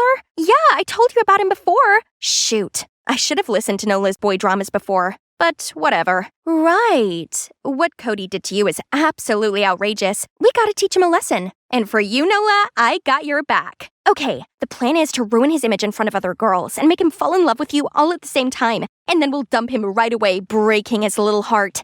But we need to give you a makeover as he only has eyes for girly girls. Nola then called Halsey, a makeup artist from the school over. Yeah, we definitely can seduce a guy with this. I bet lots of girls are falling for you instead. Nola and Halsey then dragged me into a clothing store. The minute I saw racks lined with dresses, my first instinct was to run. I had to try on dozens of dresses, and Halsey trained me to walk like a lady. They even talked about a curtsy. Who curtsies anymore? Then Halsey taught me how to slow dance, which I quickly mastered. But they didn't seem impressed. Halsey suddenly grabbed my waist and took the lead. I was following her steps when, OMG, they look so cute! Eek! Only girls understand each other. What? Do we look like a couple to them? Stay cool, Riley. This is just for revenge. Nola's plan better be worth it. The next day, I brought my princess makeover to school, ready for Cody, when, hey, you look familiar. Have I met you before? Oh, shoot, it's him. Did he recognize me from the match? I know. Must have seen you in my dreams. Phew, false alarm. Cody then asked for my number and we started going out. During the dates, I was so nervous without Halsey and Nola. Okay, Riley, act proper. You're not in your natural habitat. Gosh, you look like an actual princess. Another time, my mouth watered at the burger on the menu, but despite starving, I tried to keep calm and had to order a salad instead. Aw, only a salad? You eat like a little birdie. It's exhausting to be a girl. But after all the dates with me, Cody hasn't announced anything official between us. Is it his natural instinct to be flirting with girls? Nola's plan's obviously not working. I gotta take matters into my own hands. So I secretly poured some estrogen powder into Cody's protein shake and texted Nola to come see the show. Ha! Look at the way he dunks the ball. Let's see if he could still be Prince Charming now. Later, he clashed with another player, fell to the ground rolling and whimpering in pain like a baby. I was satisfied for today. Suddenly, I saw Declan walking over and he sat right next to me. Oh no, my buddy can't see me in this embarrassing look. Just then, a basketball came hurtling towards me when Declan's quick reflexes got me behind him and caught the ball with his free hand. Are you all right? Yeah, thanks to this friend here. Say, what is a pretty girl like you doing at a sports event like this? Thanks for saving my girlfriend. I can handle it from here. Thank God you're okay, Riley. Aw, he's so sweet, so soft and cute. What? Would you stop saying he's soft and cute? He's not that kind of man. You're right. He's a manly man. We're so sorry, Cody. We didn't mean anything by it. Wow, I didn't know such a little girl like you had such a big voice. I'm so happy to have you by my side. Hey, Riley, would you come to the fundraiser carnival with me? I'll make an announcement to everyone there. Wait, was this guy serious? When I got home that night, I saw Declan waiting outside on the porch. I looked at him and then down at my outfit and back to him in panic. So that really was you back there. So, you really did recognize me. Why didn't you say anything back there? You looked so nervous and acted like you didn't know me, so I didn't want to embarrass you. Anyway, when did you start going out with Cody? Why change so much for him? I explained everything to Declan, the whole revenge plot for Nola and how I'm doing this to get back at Cody for taking away our championship. Well, the Bulldogs were in the wrong for letting you play in the first place. It was a men's final. I don't care. He has to pay for it. Then I stormed inside. I gotta stand my ground. But Nola was there already sitting on my bed. I heard the whole thing. Makes sense now why you were suddenly interested in the plan. Anyway, whatever you're in it for, your main goal is to ruin Cody's reputation. Don't get sidetracked. Okay, guess I have to attend the carnival with Cody then.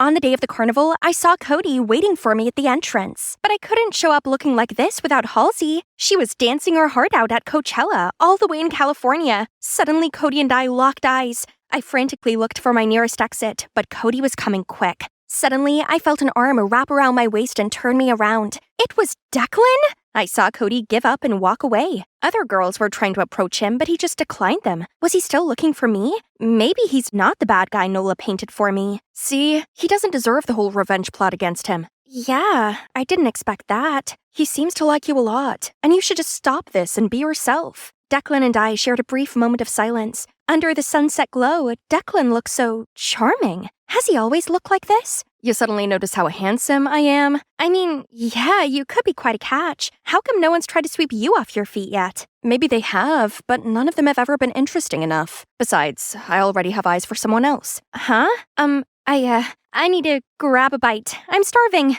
Bye. Declan's just a buddy I've known for ages. Why was my stomach doing a cartwheel just then? Ah! Oh, it's just you. Mission success. Huh?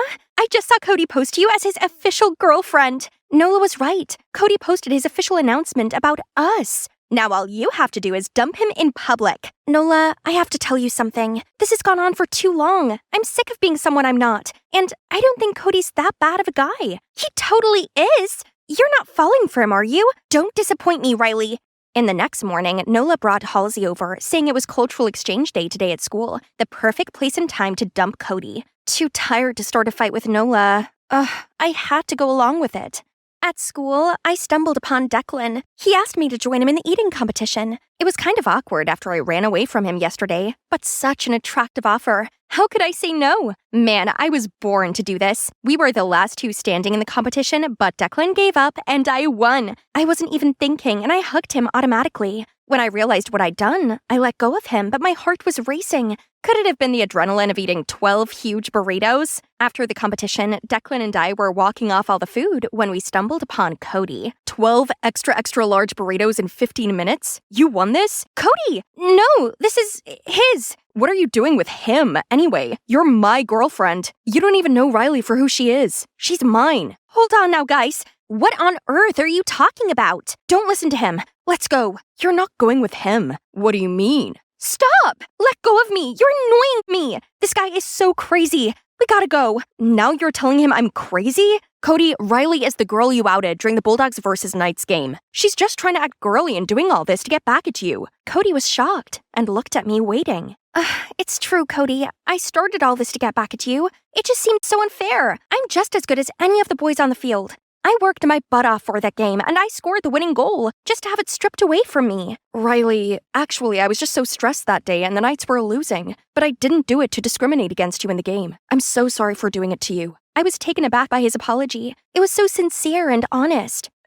It's a pity. What is? I actually fell so hard for this girly you. Aw, that's sweet, Cody. Tell you what, I'll make it up to you by bringing my real self to prom. And if you like this look right now, I know just who to introduce you to.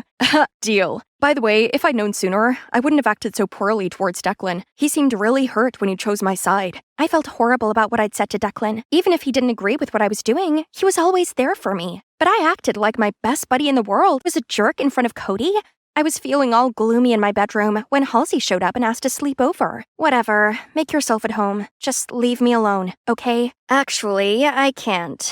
I saw the fight this afternoon between Declan and Cody. Gotta say, kinda admire Declan for speaking his heart. Unlike someone. What do you mean? Come on, you like Declan, don't you? Huh? No, we're just homies. Oh yeah? So what you're feeling for Declan is also the same as the other homies of yours? What Halsey said made me think about recent moments I had with Declan. When he protected me from the basketball, when he held me at the carnival, and when I accidentally hugged him at the competition. My heart acted so weird. My feelings for Declan are definitely different from anyone else. Idiot, you do like him. But what you did this afternoon must have hurt him a lot. What should I do now? Why not ask him to the dance? That's right, I gotta redeem myself and make up with Declan. But I still couldn't face him and talk right now.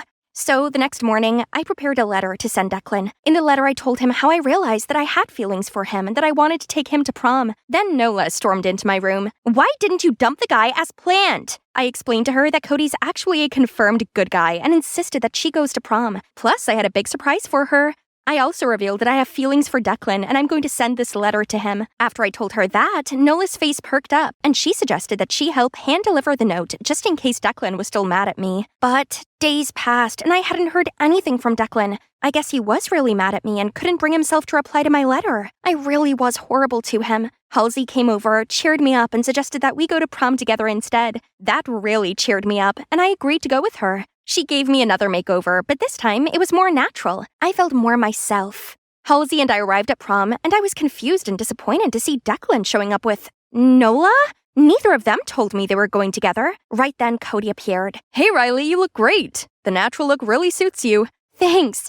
Now, I have someone you should meet. Are you happy now, Riley? Being with your so-called enemy? Turns out I didn't know you at all. After I poured my heart out in that letter, he's still so mad at me that he'd attack me like this? I couldn't stand for it, so I fought back, and we broke out in an argument. Enough! What is wrong with you, Declan? You didn't reply to her letter and still have the audacity to be mad at her?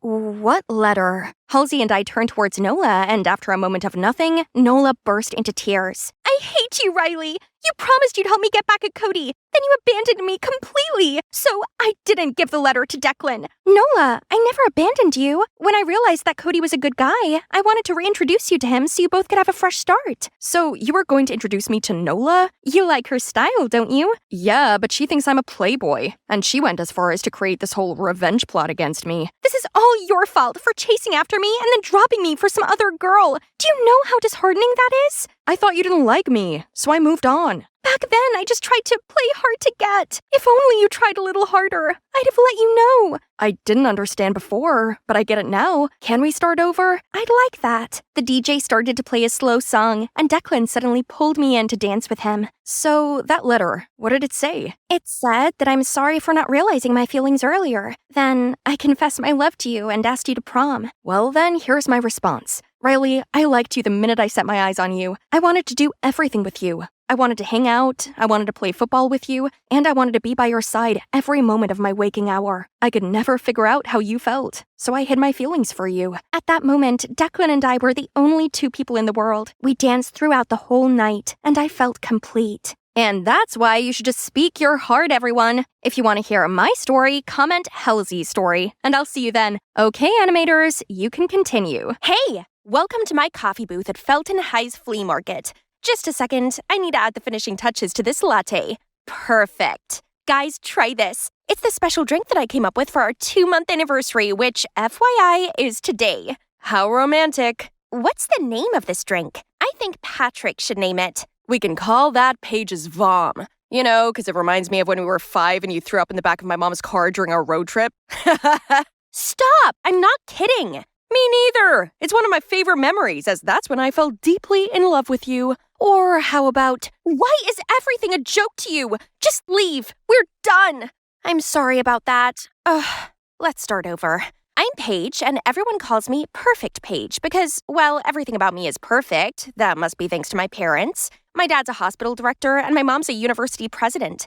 They both excel in their jobs, juggle family affairs, never quarrel, and always have smiles on their faces. And me, I'm beautiful, smart, and have some talents, such as making drinks. My dream is to run my own coffee shop. On the side of the dream job at the national TV station that I will definitely get, then I'll come home to my dream boyfriend who's a flawless man that I can count on. And we'll have a perfect love story like my parents. Then why did I choose that funny guy as my boyfriend, you ask?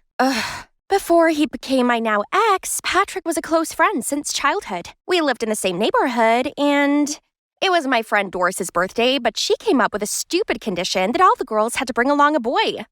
Please? This sounded ridiculous, so I presumed it was a joke and showed up alone. Only everyone else had a +1 with them. Paige, you need to stop being so picky and give a guy a chance. How about your bestie Patrick? He's nice, smart, great at basketball, and he's pretty cute, right? No, we go way back. He's all right, I guess, but that's not enough. There's no one on this planet who can reach your ridiculously high standards. He's the best you're gonna get, and look, he's also so funny. Patrick's sense of humor is by far his most infuriating trait. Fine, Perfect Paige. You'll just have to show up to the prom alone then. And I doubt that's a perfect thing to do. I guess Doris's words played on my mind, because when Patrick walked me home, I blurted out, hey, if we're both single after we turn 17, then let's date. Then my perfect school year will end with a perfect prom night with my high school sweetheart, just like in a rom-com. Huh? Have you eaten too much frosting or something? No, of course not. I just can't possibly turn up to prom dateless. Oh, the outrage. As if anyone could ever dare to go to prom without a date. But I'm not just anyone. Such a humiliating thing would be a scratch on the diamond, which is me. Okay. I'll do whatever you want. Time passed by and I concentrated on my studies and my hobby. Then before I knew it, I turned 17 and still didn't have a boyfriend. I heard this strange noise coming from my balcony. Patrick? What is he doing with a rose in his mouth? Hey there, do you remember our oath once upon a time? Okay, fine. From today, I allow you to be my boyfriend. Go home and get ready. Tonight will be our first date. Wait, you serious? It's not a joke. Why are you always joking? All right. Where does my love want to go on our first date? So we started dating, and so far, so good. Seeing as he'd known me for years, he knew what I liked and what I was thinking. He never argued with me and just did what I asked. And best of all, everyone complimented us and said we were a match made in heaven. There was just one problem. Patrick's sense of humor was ruining the romantic vibe. So that brings us to the present and why I ended our relationship. Later that night, Patrick called and apologized, but I confirmed that the breakup was still on as I didn't want to cause strain to our friendship. He seemed pretty surprised by this, but Patrick being Patrick, he soon made light of it. Back to the friend zone. Alrighty. So, no need to pick up Paige every morning anymore. Nice. See you in math class. For some reason, I was a little sad that he'd agreed to do this so quickly, but it had just been a dumb fling anyway, right? But hang on, what about prom? I couldn't lose face with my friends, so I joined a dating app to continue the search for my Prince Charming. Ugh, too short, too nerdy, too glary. And after days of desperately swiping, I finally found a guy that caught my eye. I mean, I couldn't really see his face, but he had to be hot. I messaged him right away, and you know what? We got on so well and soon arranged a date. I fixed my hair one more time and walked over to him. Hello, you. Patrick? Surprise, my bae. I'm your perfect mystery partner. Patrick, I swear to God! How do you feel? Angry much, huh? Then now you know how my poor heart felt when you broke it to pieces. I was fuming, but Patrick kept up his annoying grin. So you're that starving for love? All right, I know your ideal type way too well. Let me find you a guy. You know, attractive boys tend to hang out in a herd. We'll see. You know, being handsome is only one thing on my list. The first candidate was this guy called Beavis, the basketball team captain. We started talking, and it went well enough for him to invite me to go watch his game. He even winked at me before he scored a perfect three-pointer. All the jealous glances turned to me. Looks like Patrick really found me a good deal. At first, this was kind of cool, but soon all of the love letters and gifts Beavis received got kind of grating. Worst of all, he accepted them all. He didn't seem to be faithful at all. Also, his grades really sucked, and he was always so sweaty. This first candidate is out. Next was Daniel, a cute genius who liked to invent things. I really love how passionate he looks when he's working on something. He's so talented. But he always showed up late to our date with the excuse there was some machine malfunction. His clothes were always stained with grease, and all he talked about was research. Oh, actually, I have zero idea what you're on about. You're so robotic.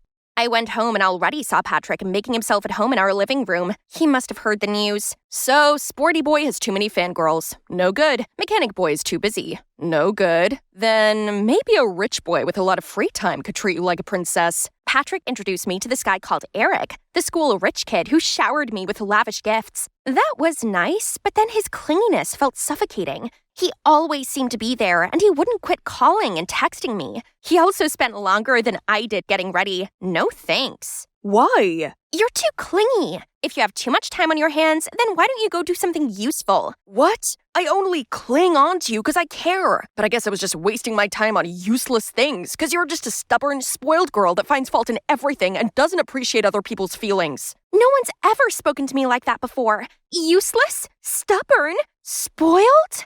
Eric's words were still echoing in my head as I walked home. Then I saw Patrick approaching. What's up? Who got you mad this time? Is it Eric? His downside is being too rich, isn't he? Not Eric, it's you! You deliberately set me up with those weirdos, didn't you? What are you saying? I only chose the guys that suit you best. No, they don't. I don't think you really understand me at all. Oh, really? How well do you understand me then? If you're that confident, then go find me an ideal girlfriend. Fine. Maybe you'll quit bugging me if you're taken. Turns out trying to find a girlfriend for Patrick was trickier than I thought. He's so friendly with everyone, I actually have no idea what his type is. Whatever, he made no effort to find me a nice guy anyway, so I'll just return the favor. Nope. Oh, Nina. I know her. A scandalous hot girl who always goes overboard on the wax statue makeup. I'm pretty sure she likes Patrick, as she's always cheering him from the sidelines during his games. Patrick, let's see what fun date you can have with this girl. The next day, I walked straight up to Nina and asked her if she wanted to go on a date with Patrick. She looked kind of surprised, but then after thinking it over, she agreed. They met at a cafe, and after I introduced them to each other, I sat at a nearby table and observed. I expected things between them to be super awkward, but surprisingly, they seemed to get along quite well. I couldn't hear what they were saying, but they kept bursting out laughing. They acted like they'd known each other for ages. Patrick and Nina bid farewell, and as soon as Nina walked away, I jumped out and asked, "How can you have fun chatting with Nina all night? Don't you see her laughing out loud? That's not very ladylike." So she's fun. Everyone has flaws, though I don't even think it's a flaw. It's cute. Fine, let's see how long you two can have fun. But in the following days, I still saw Patrick with Nina. Then at school, I overheard Nina talking to her friends. "Tonight? No wonder you've been looking so happy all day. Of course, it's going to be a big confession." Huh? They've only been dating for 5 minutes. I wonder why Patrick liked Nina that much. So I decided to stalk them. I followed them to this posh restaurant. Ugh, so humiliating. Who would have thought that Perfect Page would do something like this? But there's no way back now. They spoke for a bit, then Patrick went to answer a phone call. I thought he was going to plan his confession or something. But then, to my surprise, a man swooped in and sat down with his arm around Nina. That's Beavis! What? How could they be so shameless? I quickly ran to find Patrick, who was chilling in a corner, so I quickly pulled him back to the table. Look, you're being cheated on. Cheated on? What do you mean? The girl who's been clinging on to you for days has been flirting with your teammate. Stop playing dumb, please. Nina is just my friend. She likes Beavis, not me. Nina clearly likes you. She follows you to every game. How could she switch to Beavis out of nowhere? You should defend me, not a stranger like her. Did you forget Patrick and I are teammates? Nina was actually there for me. I agreed to meet Patrick just because I wanted to ask him to talk to Beavis for me. Sorry for misleading you. What's with a bulldog's frown? We just successfully match-made a couple. Let's go give the lovebird some private space. I guess you'll have to find me another girl. Don't act like we're close. I don't want a flippant and heartless friend like you. You're the heartless one. You're making a mess with your ridiculous standards and expect others to follow all of that, then act like a victim? Don't you see how Patrick is the real casualty here? He tended to your absurd needs, even helped you get a boyfriend, yet all you do is treat him like garbage. Selfish Paige. You're not as perfect as you think. What? What do you know? You're just a plastic girl after all. Yeah, I might be plastic, but at least I realize what my flaws are to try to fix them. Unlike you. You call yourself a diamond when actually you're just a silly pebble. Was this really what people thought of me? I couldn't believe anyone would ever describe me with such ugly words. I ran home and shut myself away in my room. It made me so distraught knowing that other people thought I was bad like that. Mom came into my room to check on me, and I ended up blurting everything to her. How everyone seemed to hate me now. How I might be alone for the rest of my life without finding my perfect other half and having a happy ending like Mom and Dad. Sweetie, everyone has flaws. I do, and so does your father. I can have quite the temper, but your dad always knows what to say and do to calm me down, while he is terrible at being romantic, so I have to give him hints now and then. Point is, we accept and love each other, flaws and all. That's the secret to a long and happy marriage. Talking to Mama really helped me understand that no one is perfect, and therefore my standards are unreasonable. I had some apologizing to do. I texted Beavis, Daniel, Eric, and Nina. Beavis replied straight away, telling me he was sorry too for what he said, but it came from a good place, and he's sure that I was better than that because he trusts Patrick's eye for people. Now there was just one last apology for me to make, and I needed to do this one in person. Oh, looks like he already found me. Hey, Shawty. Are you looking for me? The most handsome guy in town? Please stop. I came to talk to you about something serious. I came to see you too. Trust me, I didn't match you with those silly guys on purpose. In no way do I want to hurt you. Because I like you, Paige. For real. Since when? I just thought we were just good friends. Since we started dating. At first, I just went along with it, but gradually I found myself having real feelings for you. I'm so sorry for causing you trouble. Being around you makes my head fuzzy. I always crack jokes just because I want to make you smile, but turns out you don't feel the same. I will try to keep it down from now on. No, I'm sorry too. You don't have to change anything for me. It's the real you after all. I've truly learned it now. Nobody's perfect, and it's the way people complete each other's imperfections with their personality differences that tighten their relationships. And maybe being perfect is my imperfection. So now you have my permission to offset it with your annoying unseriousness. So, where were we? As a couple? Ha! Oh right, Paige's vomit. Shall we go home and make that signature drink again? Just kidding. I was at the fish market busy selling some crabs to a customer when I turned around and saw this guy stealing our fish. He quickly ran away. I grabbed a stone, aiming it at the thief, but suddenly a guy appeared and it hit him instead. Hey, what was that? Let go of me! Shouldn't you at least apologize? I looked over and the thief was nowhere to be found. The thief's escaped! You should apologize! But the guy just frowned and huffed off. Hi, I'm Serena, and I was brought up here, in this picturesque fishing town. When I was little, I lost Mom and Dad to the sea, so Grandma raised me. We couldn't afford school for me. Instead, I helped Grandma sell fish at the market to make ends meet. But things weren't always easy. Serena, you all right? Yes, I just wish people wouldn't steal. I know. Hopefully it was an extra stinky fish that will give them a tummy ache. That's Edward, my best friend since childhood. Edward's parents are also fishermen, so we naturally bond together and grew up inseparable.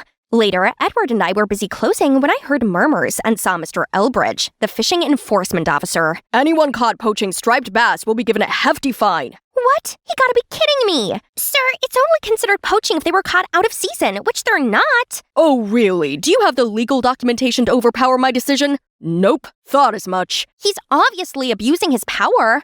At home, I told Grandma everything that had happened at the fish market. I know it's not fair, sweetie, but maybe one day you could study, become an amazing lawyer, and help the local fishermen. I want to help. I can tutor you if you'd like. That's brilliant! Since then, Edward stayed true to his word and tutored me. He was smart, kind, and so patient in explaining things to me. Time flies, and by the time I turned 13, I had the biggest crush on Edward, but I had no clue how he felt about me. I'll wash up. In the future, I'll always share the housework with you. What does he mean by that? Does he also have feelings for me? The next day, when Edward and I were having ice cream, some kids came in and started making fun of me. Do you know eating too much ice cream makes you fat? Oh, of course you don't, because you don't go to school. She doesn't need to. She's still far smarter than you'll ever be.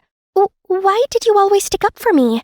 Is it because you think of me as a little sister? I need to stop daydreaming. He doesn't have those kinds of feelings for me. Then, when I turned 17, something terrible happened. Grandma fell so sick that she passed away. At the funeral, I felt so alone with all the adults around, and Edward was nowhere to be seen. When everything was settled, Uncle Leon said he'd take me to live with his family in the city. I had to tell Edward, but when I got to his house, it was all locked up. So I quickly slid a note with my uncle's address under his door, then left for the city.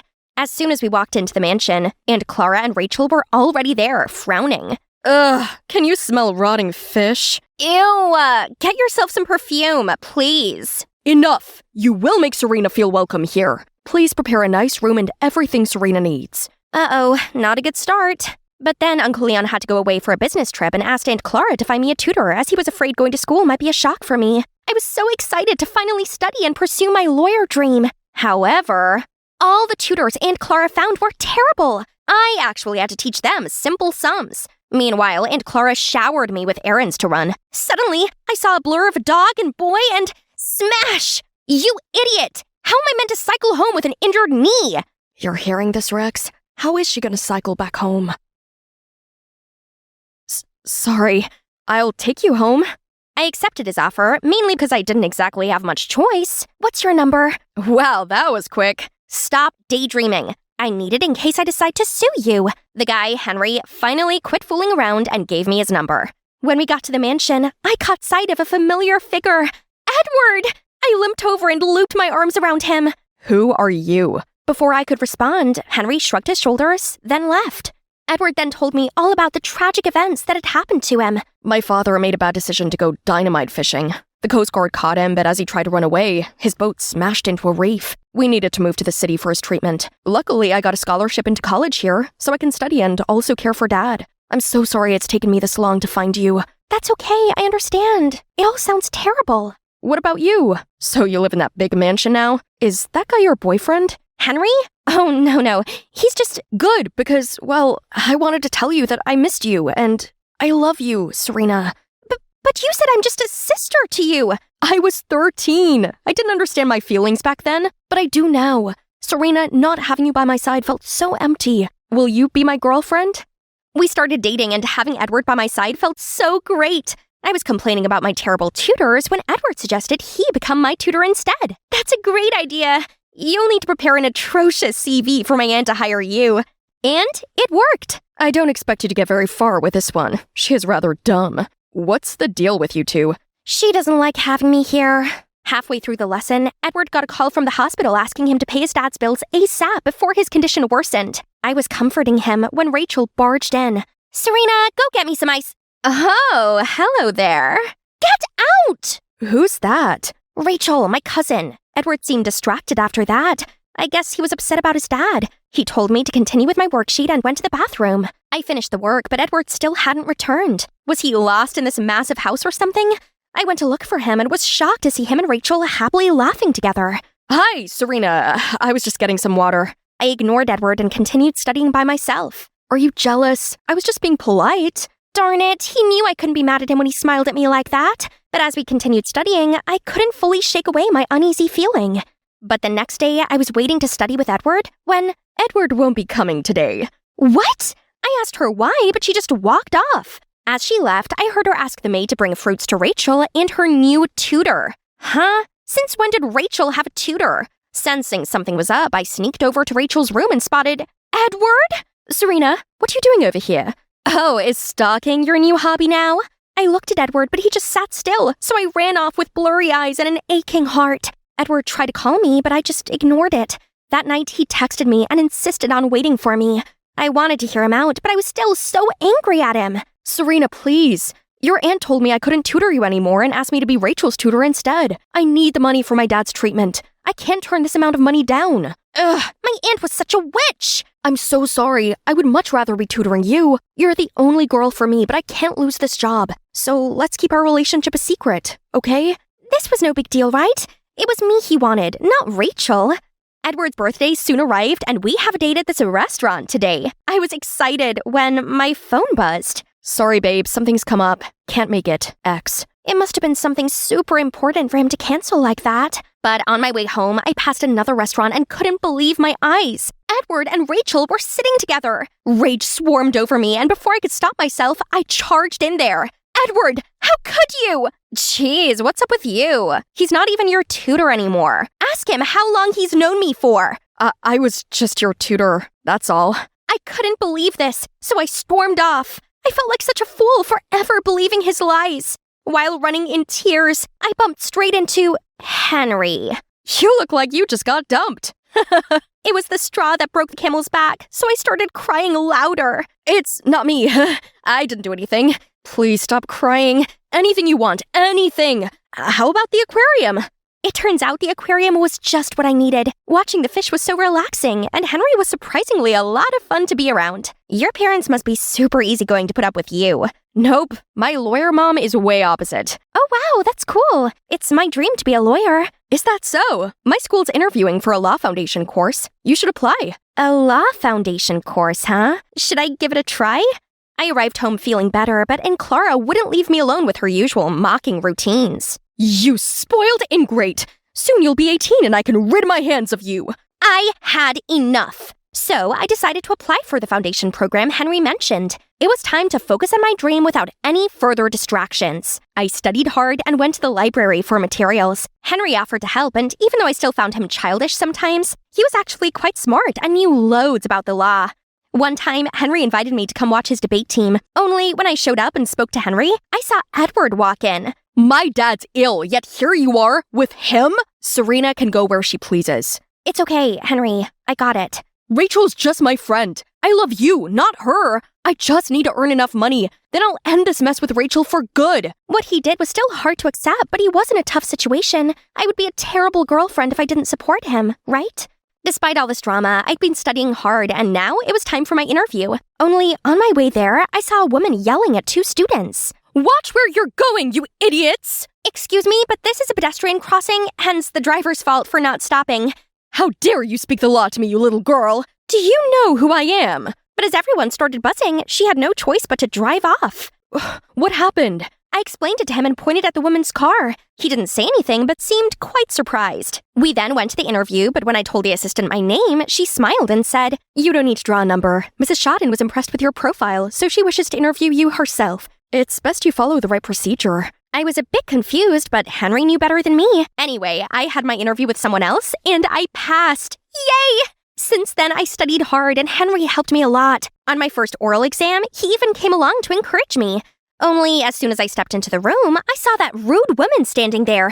Hang on, she's the judge! Nerves wriggled at me, but I kept calm and nailed the exam. But afterward, she charged over to me. "Don't expect a pass from me, you manipulative girl, seducing my son to get into this college." Huh? Her son? Who? Mom, you can't do that. The exam's recorded. They'll see you're just being prejudiced. I insist you cut ties with this schemer at once. She humiliated me in front of a crowd and tried to smudge my impeccable reputation. No, she didn't. She was just telling the truth. Oh, and that day, I purposely called her in for an interview, but turned out you intervened. And ever since then, this snake was following you everywhere. So end it at once or leave. So this woman is Miss Shotton? And worse still, she's Henry's mom? Suddenly, Henry grabbed my hand and led me out of there. How dare you! You're ungrateful and spoiled! I only adopted you so I had someone to look after me in my old age. But you know what? You'll never be my son! Don't forget to take your meds twice a day. Seeing him talk back to his mother just to defend me, I couldn't help but ask, Henry, why did you help me so much? It's because Mom was in the wrong, and seeing you getting pushed around hurts me a lot. Why, Henry? 'Cause I like you a lot. Let me be there for you. Henry, your mom shouldn't have spoken to you like that. But she was only angry because she cares about you. You should talk to her. I really hope things will turn out fine between them. Henry dropped me home, and now all I could think about was his love confession. To be honest, I do have feelings for Henry, but what about Edward? What about our years spent together? Suddenly, I got a text from Edward asking to meet up. I guess it was time to sort this out. While waiting for Edward to order ice cream, I got a message from Henry saying he was coming to my place for some great news. I asked him to come pick me up instead. This reminds me of our fishing village in summer and getting ice creams at the end of a sweltering day. I love you, Serena. I always cherish our memories together every day. Edward, actually, this isn't working. I think we should stop seeing each other. What? Why? I soon realized that something was wrong with our relationship. I just didn't have the courage to face it. We had a special friendship that I cherished and nurtured, but now I think it's time for me to accept the truth that we're not meant for each other. Bye, Edward. I wish you the best with Rachel. As I stepped out of there, I saw Henry waiting for me, and I instantly felt better. I made up with my mom. She apologized for what she said in her temper and told me that I would always be her real son. Henry, that's brilliant news! Right then, I got a message from Miss Shodden. Serena, I apologized for my behavior. I am most pleased Henry is getting to know such a righteous lawyer in the making. It looks like everything's falling into place. I arrived home, not expecting to see Rachel in a fit of tears. Mom, make her leave! This is all her fault! How dare you bewitch Edward! He's quit tutoring Rachel, and now my poor Rachel is distraught. I will keep on hiring you awful tutors and see how long it takes until you break. Is that so? So Uncle Leon stopped Rachel's allowance and took Aunt Clara's credit cards off her. He also made them apologize to me. I told him about my foundation placement, and he was so happy for me and offered to rent me an apartment near the college. It's time to live my dream. Now I just had one thing left to do. Take Henry to visit my hometown with me. This place looks familiar to me. I know, I think I came here as a child. Yes, this weird little girl threw a stone at me and then got mad. I suddenly realized Henry was that tourist guy I met when I was 10. Yep, that would be me. Henry seemed surprised, then suddenly pulled me in. I guess some things are just meant to be. It's only 6 a.m., but Dad already woke me up. Hurry up, LaDonna. A huge storm's coming. Poor households await the city's plan for food and shelter. Oh, then what's the mayor's plan for my food? But Dad didn't listen and just drove away without letting me have breakfast. Well, I'm used to this anyway. A little backstory. We came from a long line of politicians. My grandpa, my uncles, all worked for the government. My dad actually broke with tradition and became a successful businessman. But I guess the apple really can't fall far from the tree. Last year, he took a sudden U-turn and moved back to his hometown to pursue a political career. And he was elected mayor. Since then, he had no time left for me. Not to mention the judgy eyes I had to face at school. You look fine. It's not you. It's your dad's new policy they're whispering about. Don't mind them, LaDonna. What do us kids know about politics anyway? There they are, Kira and Troy, my only friends here. In fact, Troy's even in a similar situation. His mom is the chief of police, but he deals with it pretty well. Have you been to the White House? Does the key to the city really open anything? Can you tell your dad to ban homework? Seriously, how could Troy stay calm before these stupid questions? And even the teachers wouldn't leave me alone. They always put me in charge of things. Please, just because my dad has great leadership doesn't mean I do too, as if I wasn't already swamped with chores. Once the last bell rang, I rushed to the grocery store. Since Dad's always busy now, poor old me had to take up housework, and it's frozen meals all day, every day. But today he'd come home early for dinner, so I'm gonna throw a feast.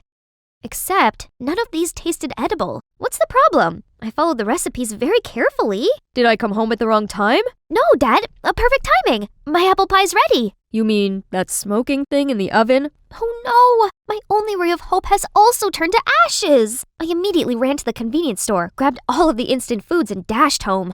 But Dad's already fallen asleep. He must be exhausted. It's always been him who raised me, as Mom passed away giving birth to me. Now on top of that, he had to take care of this whole town. He needed a partner to share his burden, and I needed to be taken care of as well.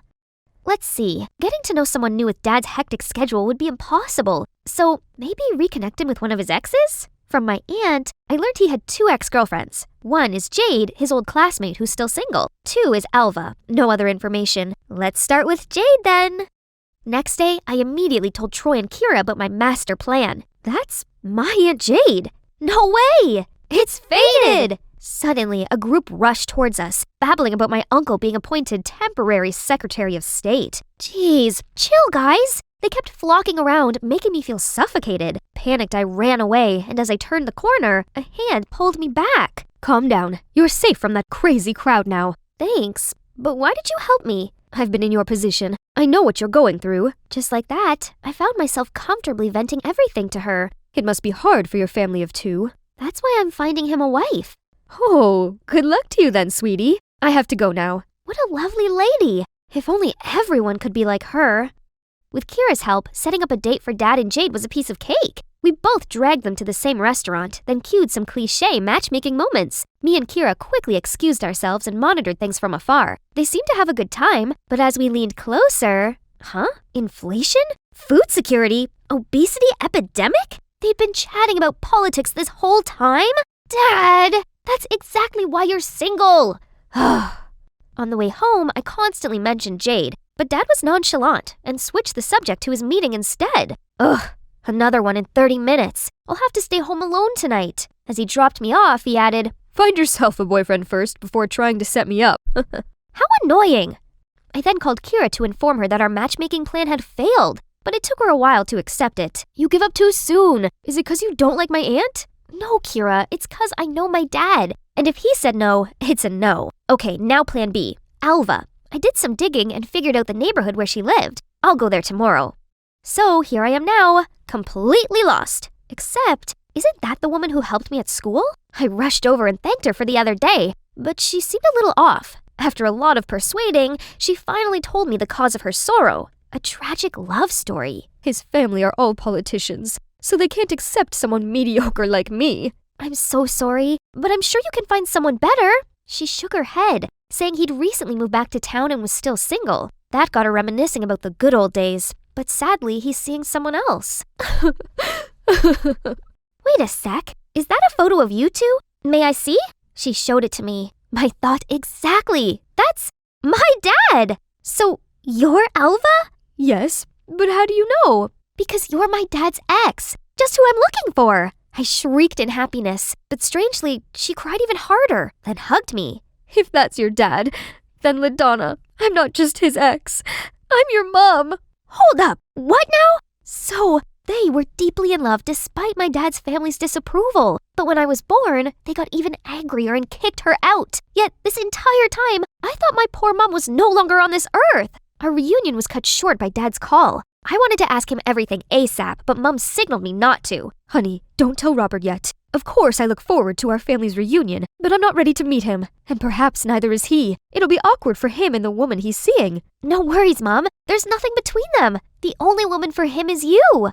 Having Mom beside me made my life so much better. She's a successful businesswoman, but still puts work aside to spend time with me. We went on picnics, shopping, watched movies together. And her cooking is the best. I devoured the grilled ribs in an instant. It's 1,000 times better than frozen food. When I'm around her, I can be myself without worrying about the public's eye. I wish I could skip class every day to stay home with Mom like this, but it's not that easy. At school, I excitedly told Kira and Troy all about my fun outings with Mom, but they looked rather uninterested. Whatever. Mom will pick me up later and we'll have a blast. Suddenly, buzzing talks from other tables cut off my thoughts. My cat eats faster than her. Indeed, our graceful princess. Guys, don't be fooled. She's in fact a delinquent who skips class all the time. Having a mare daddy is so lucky. If we did that, we'd be kicked out right away. Those mean girls always have something bad to say. I headed toward them to settle this once and for all, but my father's words echoed in my mind. LaDonna, everyone judges me by your behavior. Ugh, fine. They're right, LaDonna. You've been absent quite a lot lately. I just want to be around my mother. A good mom would never tell her daughter to skip class. Think about it. There must be a reason for your whole family to be against her. What do you know? They were the bad guys who unreasonably looked down on her. Then why did your dad keep in touch with my aunt, but cut ties with her? So, Kira was still annoyed that my dad and her aunt didn't become a thing? How petty. I walked off, but Troy ran after me. Kira's just worried about you. Also, you're living in the same town as your mom now. You'll have lots of time with her, so don't play truant again, okay? Here, I've marked the important parts we learned during your absence. Troy has always been gentle to me. He's right. I have tons of time for Mom, but we can't keep sneaking around like this. My parents should reunite soon. I remembered the story of how my mom first met Dad and got an idea. What's so important that you have to come here in this weather? I promised to help out a friend. Please pull over here and wait for me.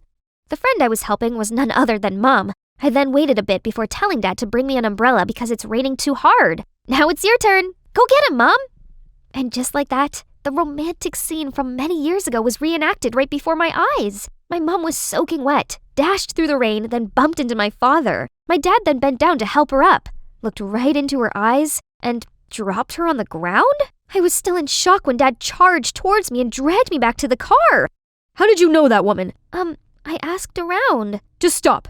Never see her again, got it? His extreme reaction was proof that Mom really mattered. They'll definitely get back together soon because they had me, their special bond. That night, I called Mom. She must have been really upset. It's all right, honey. I'm used to it. Your dad's family was... Never mind. Your birthday's coming. LaDonna, what do you want for a present? I just want you to be with me. Yes, sweetie. If only we could celebrate as a family. That's it! I insisted Dad throw me a huge birthday party. I invited all my friends and acquaintances. When the party began, I stepped on stage and thanked everyone for coming. Lastly, the biggest thanks goes to the people who brought me into this world. Dad, Mom, please join me. I believe you all know my father already, but my mother, Alva Garrix... The crowd began talking and pointing. Now Dad has to acknowledge her. Please, it's a misunderstanding. Miss Garrix here is only an old friend, and it seems she got along very well with my daughter, which is just adorable. Let's toast to our little princess's birthday. Unbelievable! He's fully committed to disregarding her. As the guests were busy chatting, Dad pulled me into a room. Ugh, he doesn't have the right to be mad here. Old friend? You're straight up lying! Alva is my mother. No, she's a gold digger. Look, there's no time right now. When do you ever have time for me? Dad just sighed, apologized, then sat me down to tell me that back when he first started his business, it failed, but he didn't want to ask his family for help. Mom berated him, saying he was a dumb loser who wouldn't take advantage of his family's power. Unable to change his mind, Mom left after I was born. No, that's not it. I'm sorry, Robert. I shouldn't have shown up here. It's all my fault. She suddenly passed out. Panicked, Dad and I put her in bed. That night, I checked on Mom constantly, then fell asleep next to her. I was awoken by my phone's notifications, so I quickly went out to check to not wake Mom. Oh my, hundreds of articles about my dad came up. His old photos with Jade and with my mother were all over the news. The press was saying that he's a wolf in sheep's clothing. Dad's bombarded with calls from dozens of news outlets. It's her. Only Alva has these photos. Dad, look! How could such a frail person do anything? Suddenly, I saw a figure at the door to Mom's room. Dad and I tiptoed over, then grabbed them. Aha! Gotcha! Huh? Kira? Kira claimed that my mom's very suspicious, so she had to keep an eye on her. I swear she's faking it. I heard her on the phone just now. Enough, Kira! You're out of line this time. I don't want such a petty friend. Leave! Kira didn't say another word and just left. So did my dad. The protest at 4th Street is still going strong? All right, I'm coming. It's always work, work, work. Do these strangers matter more to him than his wife and kid? The next day, Troy asked me to meet up at the park for some update. So I unloaded everything onto him. I can't believe my dad rejected Mom just to save face like that. He's not making as much money as when he had his business. Why is he so dead set on this job?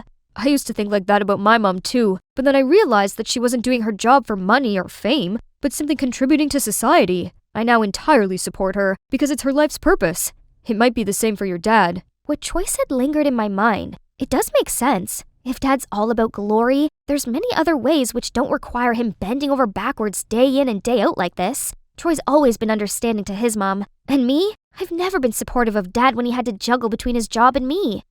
When I got home, Mom was nowhere to be seen, except a letter on the table. Mom said she's terminally ill and didn't have much longer. That's why she risked everything to be with me. But now her health worsened. She didn't want me to witness her pitiful condition, so she left. I immediately called her. It's dangerous in this abandoned construction site. Please don't come. I just need you to know I love you, LaDonna. I immediately knew where she was when she said that. I rushed over, but at the entrance, a scary-looking crew approached me. Don't worry, sweetie. They're our friends. Just listen to them. They wasted no time tying me up, then called Dad. As soon as he arrived, Mom dropped her act. Turned out, she planned to approach me right after knowing he was elected mayor. Her wish to rekindle with us was just to use Dad. But it didn't work on him, so she's pushing things this far. Sign here and our daughter will be safe. Many people will go bankrupt if that's signed. Don't ever think you could fool me. You couldn't care less about your daughter? Or are you still counting on those useless cops? Ma'am, you underestimate our law enforcers. It's Troy and Kira, followed by undercover policemen coming from all directions. Turns out, Kira actually heard the calls Alva made to her accomplices. She then told Troy and asked his mom to look into Alva. Coincidentally, the police had always been after Alva because she's been involved in a scheme that gave tenants a ridiculously huge debt. She colluded with the former mayor and wanted to continue the scam with my dad now. Before she's taken away, Alva still cried and begged for my help. I was nothing more than a puppet to you, and now you're talking about maternal love? A scammer like you deserves to be brought to justice. After Alva's arrest, I broke down crying. She's my mother. That's the only truth among all those lies. Dad hugged me and said sorry for everything. It's all my fault. I just foolishly fell into her trap because I wanted someone to take care of us. I'm sorry, LaDonna. You went through so much because of me and my job. It's okay, Dad. Now I see how meaningful your work is. I'm proud to be your daughter. And you too. Thank you. I decided to sign up for a cooking class to better support Dad, and this banquet is the fruits of my hard work. But before he could even sit down, an emergency call came. He gave me a sorry look, but I gladly said, "Bye, Dad. I'll save you some." I was a little bummed out, but it's his job after all, and if he can't be changed, why not learn to enjoy it? Moments later, these hungry hippos already came. But hey, this just came to my mind. How about Troy's mom? She's also single and would look great with your dad, right? Nah, I've realized he already has a love of his life, serving the community. He's very happy with his choice, so I'll leave him be, for now. That's right. Besides, we can't be family. At least, not yet. Here I was, confronting my greatest fear. Math! Wendy, focus. What is 9 plus 11? A, 19, or B, 21? The numbers whirled around me. Panic set in. 9 plus 11. 1, 2, 3, 4, 5 equals 19? No, 21? Great numerical gods, why is this so confusing? You're so extra. Sit up. I'll show you again.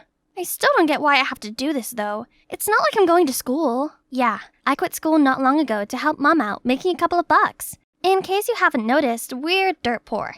I'm Wendy, by the way. 15 and fabulous. Well, sorta. I know I'm a big silly goofball, but the good thing is my brother, Leo, does not share the same brain cell with me. That guy ate knowledge for breakfast. He went to this elite high school, on scholarship of course, and always a top student 3 years in a row. That's like genius. Mom also said he's our only ticket out of poverty. That's why she held 3 jobs at once, while I gathered scrap metal to sell to the scrapyard to support his study. The 3 of us have been working hard to create a better life for our family. But then, one afternoon, I suddenly noticed posters of Leo that accused him of breaking his classmate's arm. What nonsense is this? I tore them all down and rushed home to see a bunch of gangsters breaking our things. My mom and Leo were in the corner, begging them to stop. Stop! What on earth are you doing? What does it look like I'm doing, brat? I'm collecting compensation for your brother's victim. He messed with the wrong person. The son of a loaded family. You got the wrong guy. Leo wouldn't hurt a fly. Right, Leo? I turned to him, but he just lowered his head in guilt and defeat. How much then? $3,000. 3,000? You kidding, right?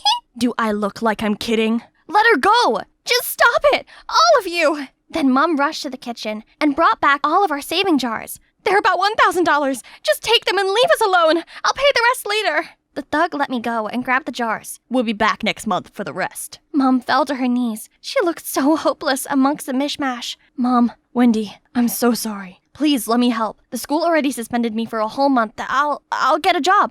I'll pay for the debt. No, my boy. Use this free time to study. Once you come back to school, I want you to be the perfect student, so no one can ever look down on us again, okay? But what about the debt? Just leave it to me. I'll work some extra shifts here and there, and everything will be sorted. Now, go study.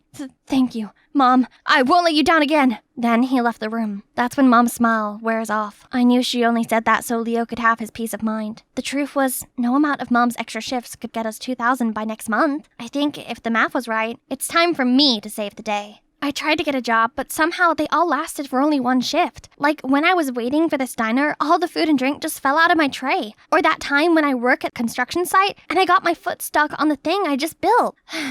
I came home feeling deflated. Just then, there was a knock at the door. It was Nathan, Leo's best friend. I could instantly feel my cheeks heating up. Hello, Erp to Wendy. Are you gonna let me in? Or are we gonna stand here, awkwardly?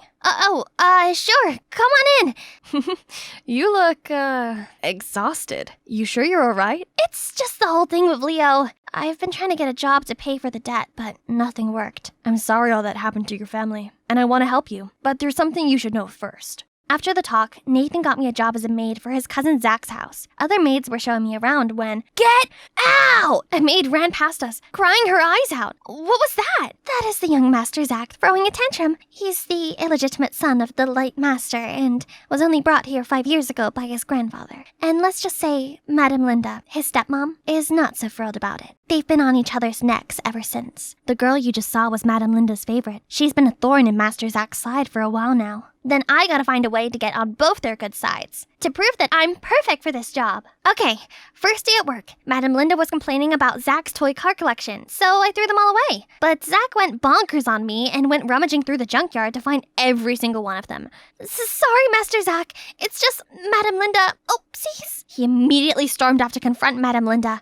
I felt bad, so to make amends between them, I cooked his favorite soup and told him that Madame Linda made it for him as an apology. But as he took the first bite, his face turned green and dashed to the nearest toilet. Whoops. One rainy day, I was taking the trash out and saw a strange woman peeking from the fence. She suddenly tripped, so I helped her up, asking if she was looking for someone, but she just ran away. Whoa, Jesus! How long have you been standing there? Long enough. Come inside, it's freezing out here.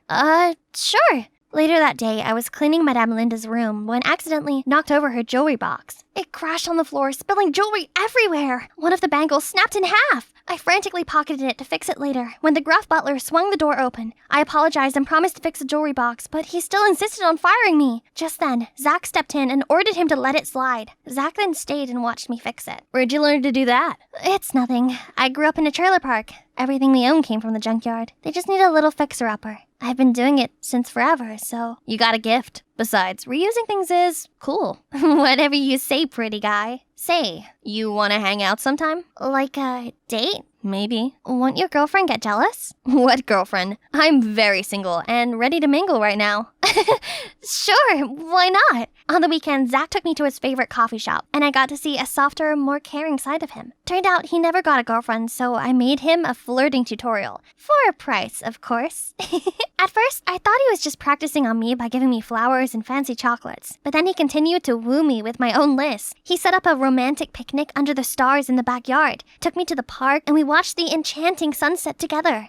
That night, we walked back to the mansion. Before coming inside, Zach stopped me. These past weeks that I've known you have been the best moments of my life. Wendy, I think I've fallen for you. Will you be my girlfriend? Where did you learn those cheesy words? Do you like them? Is it hot in here? Or is it just you? Stop! I just need you to promise to be on my side, no matter what. I promise. When Zach left, I returned to my room. I pulled out my diary and then ticked off the last box on my list. Well, it was fun, Zach, but everything must come to an end. Soon you'll pay for everything you did to my family. I knew the truth back when Nathan came to our house. There's something you should know first. Your brother was tricked. He didn't start the fight. A guy mocked your poor family, so Leo turned aggressive. After the incident, the guy was salty Leo beated him, so he faked a broken arm and had his family come for yours. They don't need your money. They just want you to suffer. And who's that guy? He's Zach, my cousin. What he did was wrong, so I'm on your side on this. And there's another thing. Nathan played a video of Linda and her thugs threatening my mom and demanding more money. My rage became scorching. That moment, I decided to get revenge. That's why I became a maid at Zach's house, sabotaged his relationship with Linda, and made him fall for me. Everything was going just as planned so far. But the next thing I knew, Mom called me to tell me that Leo had been expelled from school and ran away from home. My blood was boiling. That's it. Today's the day Zach goes down. I pulled out Linda's broken bangle and placed it on my bedside table. During the daily room check, the butler spotted it right away and informed Linda. She rushed over to reprimand me for stealing her jewelry. Just then, Zach swooped in to defend me. Zach, you have to trust me. I didn't steal it. I just wanted to fix it before turning it to Madame Linda. Don't worry, I believe you. You heard her. I know you despise me, but don't you dare drag my loved one into this. Oh, finally put it out in the open, huh? You and your low-life girlfriend. Birds of a feather. You're right, we're alike. And that means we're nothing like you evil witch. Ha! Let's see how you like it. Alone on the streets. Guards, throw them out now! The next second, Zach and I were dumped on the sidewalk along with our belongings. Watching him grappling his stuff, I couldn't help but chuckle. How does it feel to be discarded like an unwanted object? Enlightening, isn't it? What are you saying? You remember Leo, the person who broke your arm? Who you used to extort money from my family? I'm his sister. I think you got it wrong. Leo didn't break my arm. He only shoved me to the ground and said something like, don't talk nonsense about his family. I didn't care, but Linda kept telling me to skip school the next day. She must have used me to make a fuss. You mocked my family for being dirt poor. That's why Leo was so mad at you. That's not true. I used to be poor too. You remember the woman lurking around the mansion? That's my real mom. She just wanted to make sure I was okay. Turned out, Zach and his mom were abandoned by his dad because of their humble background. Then his grandpa found him. Though Zach didn't want to, his mom made him come with his grandpa, so he'd have a better life. But what his mom didn't know was that heck of a mansion was the coldest, most isolated place. That is, until you came. And it hit me. Zach is telling the truth. That meant I had taken revenge on the wrong person. Shoot! I am so sorry. I had no idea. And now you're kicked out, Leo's gone, and there's a huge debt. I don't know what to do. Hey, it's all right. One thing at a time, Kay? I'm not mad at you or anything. I just wish you'd told me. But it's fine. I don't really like that house anyway. What about your brother? He got expelled and left. I'm sure he's okay. I'll help you find him, yeah? Thank you, and I'm sorry. I don't know how to make it up to you. You don't have to. I got a feeling you didn't come up with this twisted plan. I didn't. It's actually your cousin, Nathan. I took Zach back to my place where he'd crash in the meantime. Mom was in tears. She told me that Leo was accused of plagiarizing an essay so he could no longer go to that school. But Leo's too smart to do such a thing. So Zach proposed we investigate at the school. To find whose essay Leo supposedly copied, we broke into the school's computer lab that night. We were snooping around when suddenly, Zach was grabbed from behind and dragged away. I slowly turned around and was shocked to the core. I sprinted to Nathan's house, banging on the door. Nathan! Zach was kidnapped! He's the heir to Adam's estate. They took him away for the ransom. The heir? What do you mean? Your grandfather's lawyer came to see Zach and I overheard him. Your grandfather's sick, so he authorized the lawyer to hand the will to his sole heir, Zach. The will? Do you know where it is? If we swap it for a fake one with someone else's name on it, they'll release Zach and target that person instead. Great idea. I think Zach left it in his bedroom. Maybe it's still there. Nathan and I hurried over to Zach's house. Nathan snuck into his bedroom while I was on the lookout at the door. Nathan switched the will for a fake one and took out a lighter and set it on fire. Just then, I turned on the light, scaring him to death. What on earth, Wendy? Kill the lights or we'll be caught. You mean you'll be caught? Then I opened the door, revealing everyone in his family and my brother Leo. What's going on? Enjoying the taste of your own medicine, cousin? Yeah, you just got busted. Remember when we were at the lab? I was shocked to the core to see my brother muffling Zach. Shh, be quiet or we'll get caught. Leo, I thought you left. Mom was worried sick. I know, I'm sorry, but I need to sort this out. Things have been sketchy ever since that incident with this guy. And now with this, I gotta prove my innocence. So I came here and found this. Look. Turns out, Leo's essay was identical to yours, Nathan.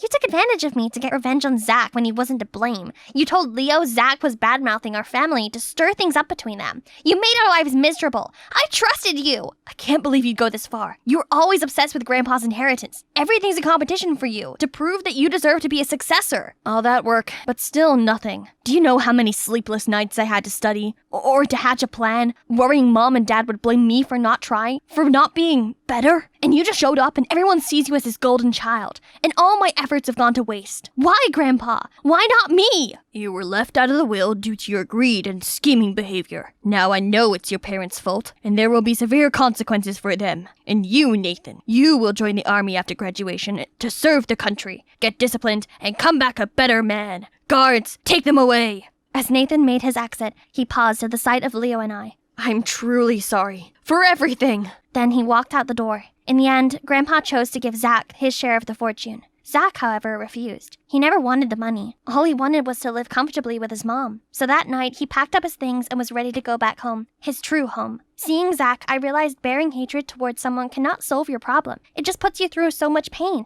and even hurt other innocent people along the way. It's best just to focus on yourself. You do you, and things will work out on their own. Like now that all mysteries are debunked, our family is free of debt, and Leo can go back to school. Full scholarship. Also, to compensate for what we've been through, Zach's grandpa decided to start a charity fund, and my family was the first to benefit from it. They even helped my mom secure a steady job. As for me, I found a knack for making things and found my place as an apprentice at a pottery studio. My coworkers have become my extended family. They always make fun of me whenever he picks me up. Hop on. We're going to a very special place today. Where to? It's a surprise. Hold tight.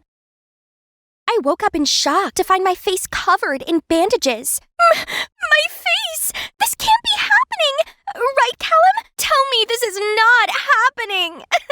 Right after, the doctor entered the room. Miss, unfortunately, the glass from the car window has caused extensive trauma to your skin. As the doctor continued talking, I felt myself zone out and began to panic. My face is everything! Without it, my singing career is over! Ash, it's gonna be okay. I'll help you find a way to return to the stage. I promise. Hi, I'm Ashley, and I had a dream of becoming a famous singer. I used to sing on the streets to collect a few dimes. Then one day, a handsome and polite man approached me. I'm Callum, a talent scout, and I believe with your angelic voice and rare beauty, you have the makings of a star. It was love at first sight, and not only did I gain a manager, but also a hot boyfriend. He arranged for me to perform at cafes, bars, and restaurants. It was nonstop. I enjoyed it, but I had to admit I was also, exhausted. And that's when Callum suggested that I use autotune and lip sync to save my throat. Babe, I know this ain't right, but you're burned out, and I can't bear seeing that. You know, it's not forever. I think that way you can focus on dressing up and letting people admire that gorgeous face of yours. Hearing this did make me feel sad, but Callum knew what he was talking about, so I trusted him, while the fire inside me to perform on a professional stage still burned strong. Then one day, he told me some unexpected good news. No more small gigs. The famous company Dream M Entertainment is holding auditions to find their next big star. I've taken care of everything. You just need to be 100% confident in performing. This was it. My time to shine has finally come. But then that evening, while driving home and practicing singing, I had an uncontrollable coughing fit. I lost focus of the road for a split second and didn't see the incoming car until everything went dark. And the next thing I knew, I was waking up at the hospital looking like Frankenstein and certain that my big dreams were now in shatters. After 2 months in the hospital, most of my scratches healed, but only a deep cut scar remained on my cheek. Just a few days more until the audition, and I couldn't show up looking like this. This is a once-in-a-lifetime opportunity. Can makeup cover it? Or maybe a mask? There must be something. But the doctor said I can't wear makeup until it's fully healed, as it might cause an infection. And if I went on stage in a mask, people would certainly raise questions. Then Callum's eyes suddenly darted to the photo on the shelf. Ash, here's your answer. Get your sister to be your double until your wound heals. You mean Bridget? That freak? No way! Yeah, I do have a twin sister, but we aren't close, for sure. My parents divorced when we were 7, and the courts decided I'd live with Dad and Bridget with Mom. I had a great life with Dad, as he bought me any outfit I wanted. But Bridget was a tomboy and didn't care about fashion. The last time I saw her, she was wearing all faded clothes. I guess the whole moody, loner, frown like she's constipated look was her vibe. I tried talking to her at college, but she always snubbed me. And just like that, we ended up being strangers, despite being siblings. And now you say I have to grovel her for help? No! I get that you guys aren't close, but surely you can put your differences aside for this once-in-a-lifetime chance at your dream? I suppose Callum has a point, so I agreed. Only it wasn't that simple, as I didn't have Bridget's number and she refused to use social media. You know, to match her cool, unbothered vibe. Ugh. Hang on. I remember her scowling at me behind the counter at the Yo-Yo fast food once. Perhaps she still worked there? I immediately disguised myself and headed there. Oh, there she is. I started hovering around her and explained what had happened, then asked her if she'd be my double for the audition, but she didn't bother to care. Get out the way. I can't perform looking like this. Please, this is everything to me. It's none of my business. I have work to do. See, I can't just give up like this. So I ordered food and sat there and waited for her to change her mind. It was closing time already. I was about to leave when I saw Bridget and her boss quarreling with each other. My gosh, this is why it's never good to hire teenagers. I only hired you because you begged for the job. I'm sorry, sir. Darn it. Starting today, you will work without pay for 3 months. No, sir, I need money. You didn't even pay me last month. Hey, what are you doing? Go. You can work elsewhere. Don't be here with a scumbag. What? And you? Get lost before I report you to the cops. What you aiming at? Why do you have to work here anyway? Doesn't Mom give you a big enough allowance? Don't pretend like you care. How could a spoiled girl like you ever understand? What do you mean by that? Anyway, you need money, right? I can help you. Bridget didn't answer, but I saw through her Miss Frosty persona. If you replace me until I'm recovered, then I'll pay you. A big check worth 10 times what you're making here. By the way, only 2 of us and my manager know about this, so don't worry. Then I gave her my number and told her to message me when she made a decision. She reluctantly took it, saying nothing, and just left. But that evening, a message from an unknown number popped up. Okay, I'm in. You better pay me right. I immediately called Callum and told him the good news. Now it's time to turn Bridget into a temporary me. Normally, Callum and I keep our relationship low-key to maintain professionalism. And that's the same now. We're keeping it a secret with Bridget. Callum made it clear to Bridget that all she needed to do was to look pretty and lip sync. But geez, that girl could only moan. This crop is too tight and constricting. Stop scratching like a monkey. I showed her how to stand straight and walk like a diva. And it shocked me when she said she'd never heard of skincare. No wonder her skin was as dry as the Sahara Desert, and her pores were as deep and large as black holes. No worries. The witches here will give you a magic transformation. Wow, she looked exactly like me, just without the wound. Even Callum was impressed. He instantly offered to help her into the car and drive her to the audition. I guess it made sense for Callum to keep her on our side. Now is not the time for stupid jealousy, Ashley. I disguised myself as Bridget's assistant and nervously waited backstage. The audition was such a nightmare. Bridget's lip-syncing didn't match the pre-recorded audio, and she danced like she had 2 left feet. Finally, the performance ended, and the first judge to comment was David Knight, aka the music wizard, master composer, and lord of melodies. Oh, I know this guy. He's sure a demigod in real life. Your singing was dismal, and your dancing was catastrophic. Did you get lost looking for the bathroom and wander on stage by accident? Having a pretty face isn't enough to keep you here. The judge sitting next to David suddenly grabbed the mic. Wait, he's the CEO of Dream M.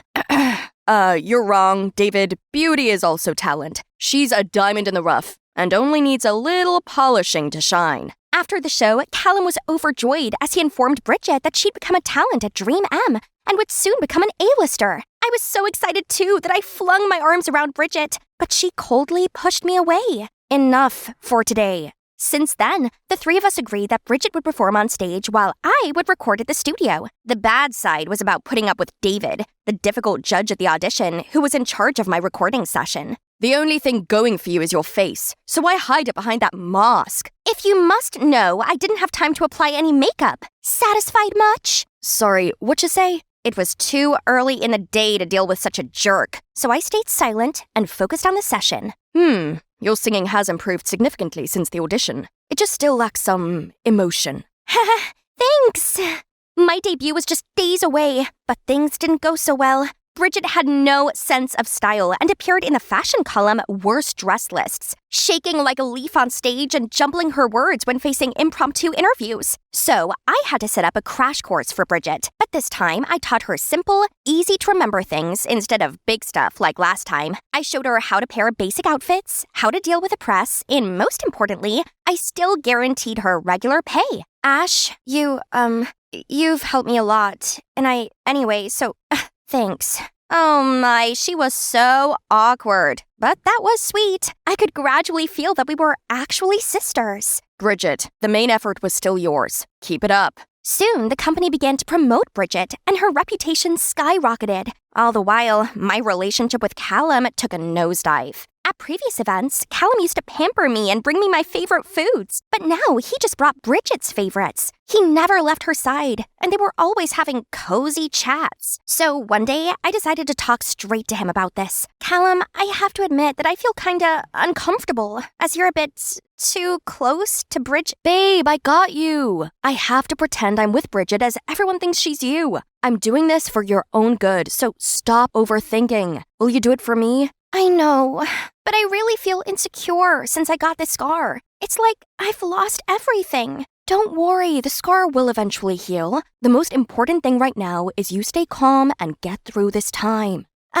Right. I suddenly forgot that I was working for a greater goal. I tried convincing myself that they were just dedicated to their work and that my wound would be healed soon, and I could go back to being me. I still go to the hospital every week for follow-up and treatment. It's faded, hasn't it? I needed to escape, so I went to the studio to sing my heart out. I was certain no one would be there at this time of night, but turned out I was wrong. Surprisingly, on seeing me, that dude didn't shoo me away. Instead, he was actually pleasant. A night owl too, huh? Start singing then. I'll give you my valuable opinions. I was shocked by this approachability, but I rolled with it. David was many things, but there was no denying he was extraordinarily talented that made huge hits. I sang, and he gave me some useful tips and pointers. I believed you'd be too haughty to listen to my guidance, but it turns out I was mistaken. Well, I found you annoying at first, but I appreciate your help and I value your feedback. It seems there's actually a nice guy behind the ogre front.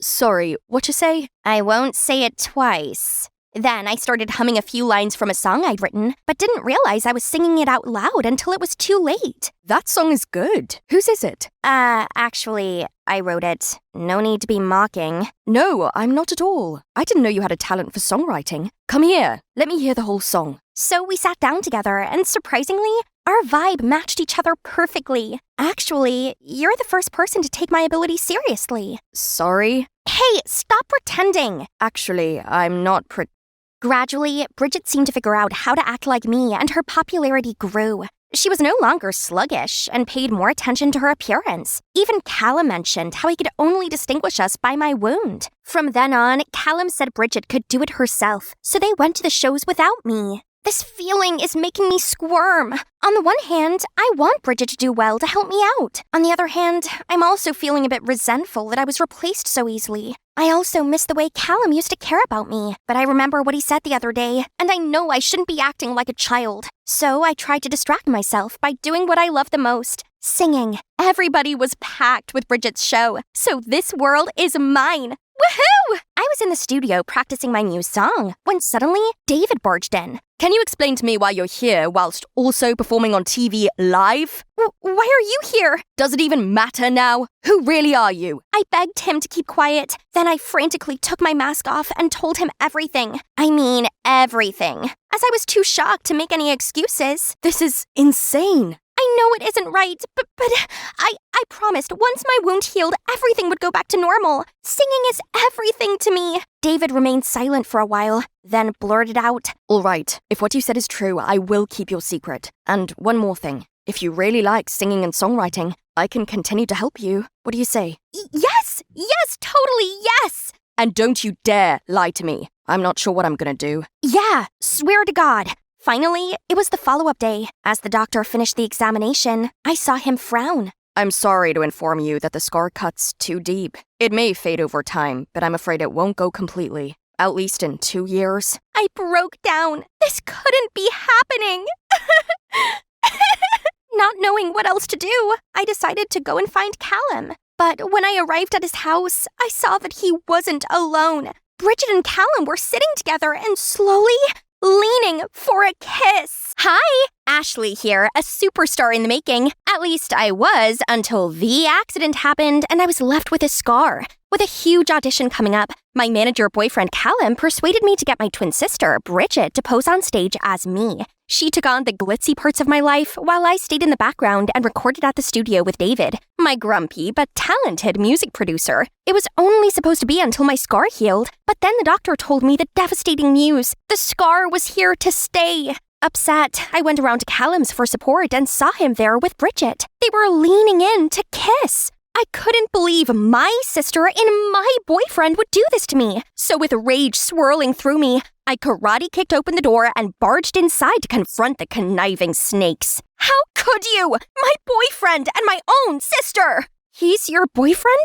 I didn't know. I'm so sorry. No, you did nothing wrong. I fell for her first, Ashley. Can you blame me? She's a flawless superstar. You'd understand because you used to be her. At least until you crumbled. I was freaking hit by a car, you douchebag! But it didn't matter to him at all. That's when it hit me. Callum never loved me. I was just a tool to him. You can't trust him, Bridget. It's only a matter of time before he decides you're no use to him anymore and ditches you, just like what he's doing to me right now. And I'm going to make sure the whole world knows what a jerk he is. Callum suddenly lunged towards me, then aggressively dragged me out of the house. You think you can threaten me with that big mouth? Who's gonna believe you, huh? You're just a shadow of Bridget, a flawed, pathetic version of her, so get lost. You'll never get away with this. Just you wait and see. Days later, I was still hung up on his cruel words, but I had to do something to take back what's mine. So I spent ages covering my scar with makeup, then showed up at an event I was supposed to attend. I confidently strutted up to the entrance. Whoa. Nice try, Ashley. But the scar gives you away. Try Kylo Ren next time.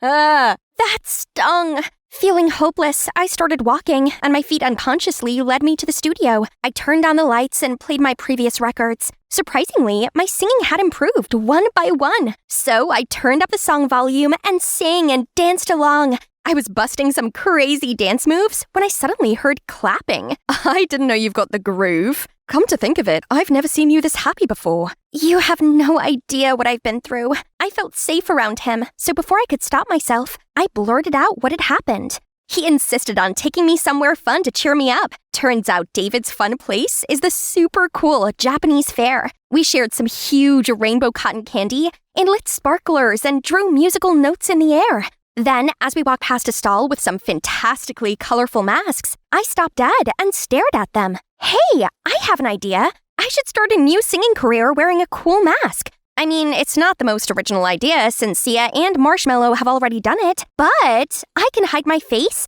and Callum wouldn't even notice to stop me. That's actually a great idea. Here, this one looks cute on you. Holy cow!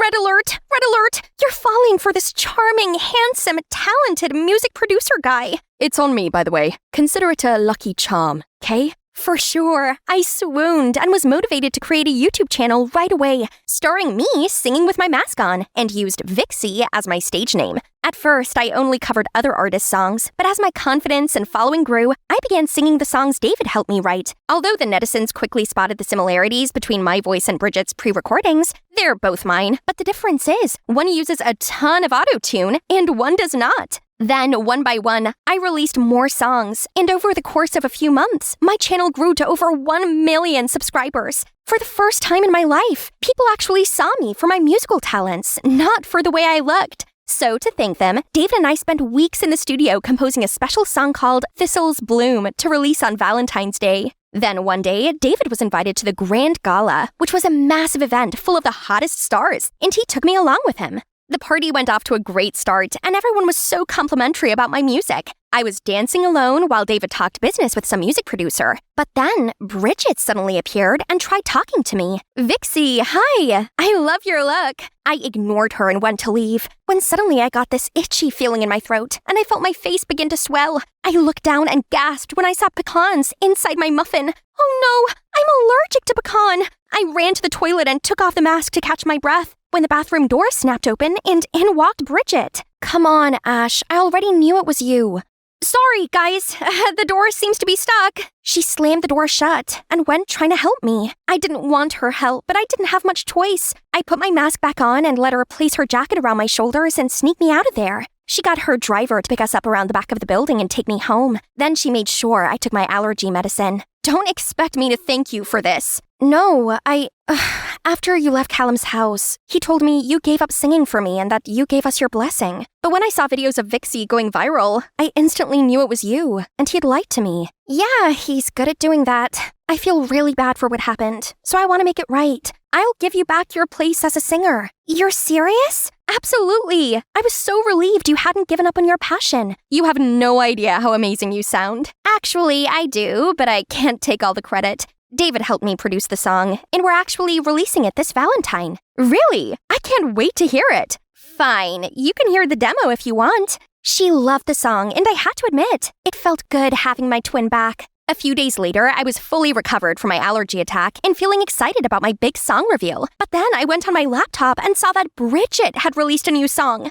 Thistle Bloom, my song! wrong. I immediately called Bridget to find out what was going on. Surprised, weren't you? Now you know how I feel. I've always been inferior to you. It's about time you be the loser. Oh, and BTW, Callum and I are officially dating. He picked me over you, so did your fans. They definitely won't be fooled. I'll show them the truth. I went online and insisted that the song was my work. But not only did the netizens not believe me, but they also wanted me cancelled. This Ashley wannabe is so tragic. I always thought this masked girl was sketchy. She thought she was so sleek, stealing Ashley's song. I had to watch my subscriber count take a nosedive. All my hard work had gone to waste. I turned my phone off and just sat in a dark room, wishing I was beautiful again. Maybe people would believe me then. Suddenly, the door opened and in walked David. You've been ignoring my calls and messages, so I came to see if you were okay. Seems you're not. No, I'm hideous, and now my career is over. Your career isn't over because of how you look. Can't you see? You're very talented and you're all set to become a great artist. That's why Bridget is so jealous and insecure. She has to steal your work. So, people still believe Bridget because she's beautiful. No one wants to believe in this sketchy, masked girl who's too afraid to show her scarred face. Look, I can't hear most of the words you just said, but all I know is you can't let a minor setback like this stop you from doing what you love. He then took something out of his ears. Hang on, were they hearing aids? My hearing started deteriorating when I was 15. When I told everyone I wanted to work in the music industry, they all thought I was delulu. But 5 years later, and look at me now. Of course, it was hard for me too, but I never let my disadvantage get in the way of my dream.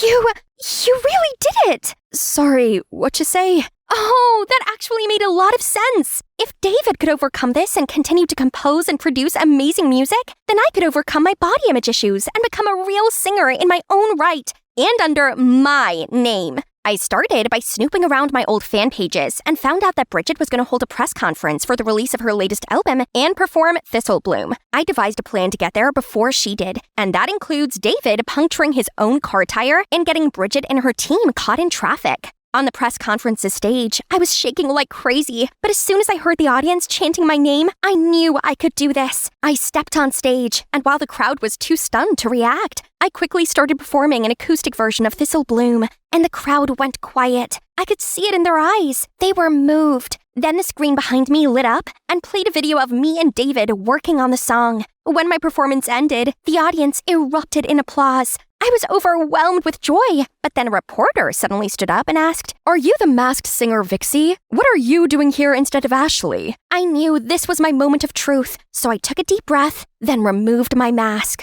I'm actually the real Ashley. The audience gasped in shock. Buzzing started spreading. I got the scar from a car accident. I was so hungry for fame, but believed I could never make it as a star with a scar. So I asked my twin sister, Bridget, to take my place. I'm sorry that we deceived you like that, and I promise that from now on, I will always stay true to myself, scar or no scar. Then I stepped down from the stage and walked past Bridget, who was trying to escape the reporters. She looked around and called Callum's name for help, but in typical Callum style, he was trying to blend into the crowd.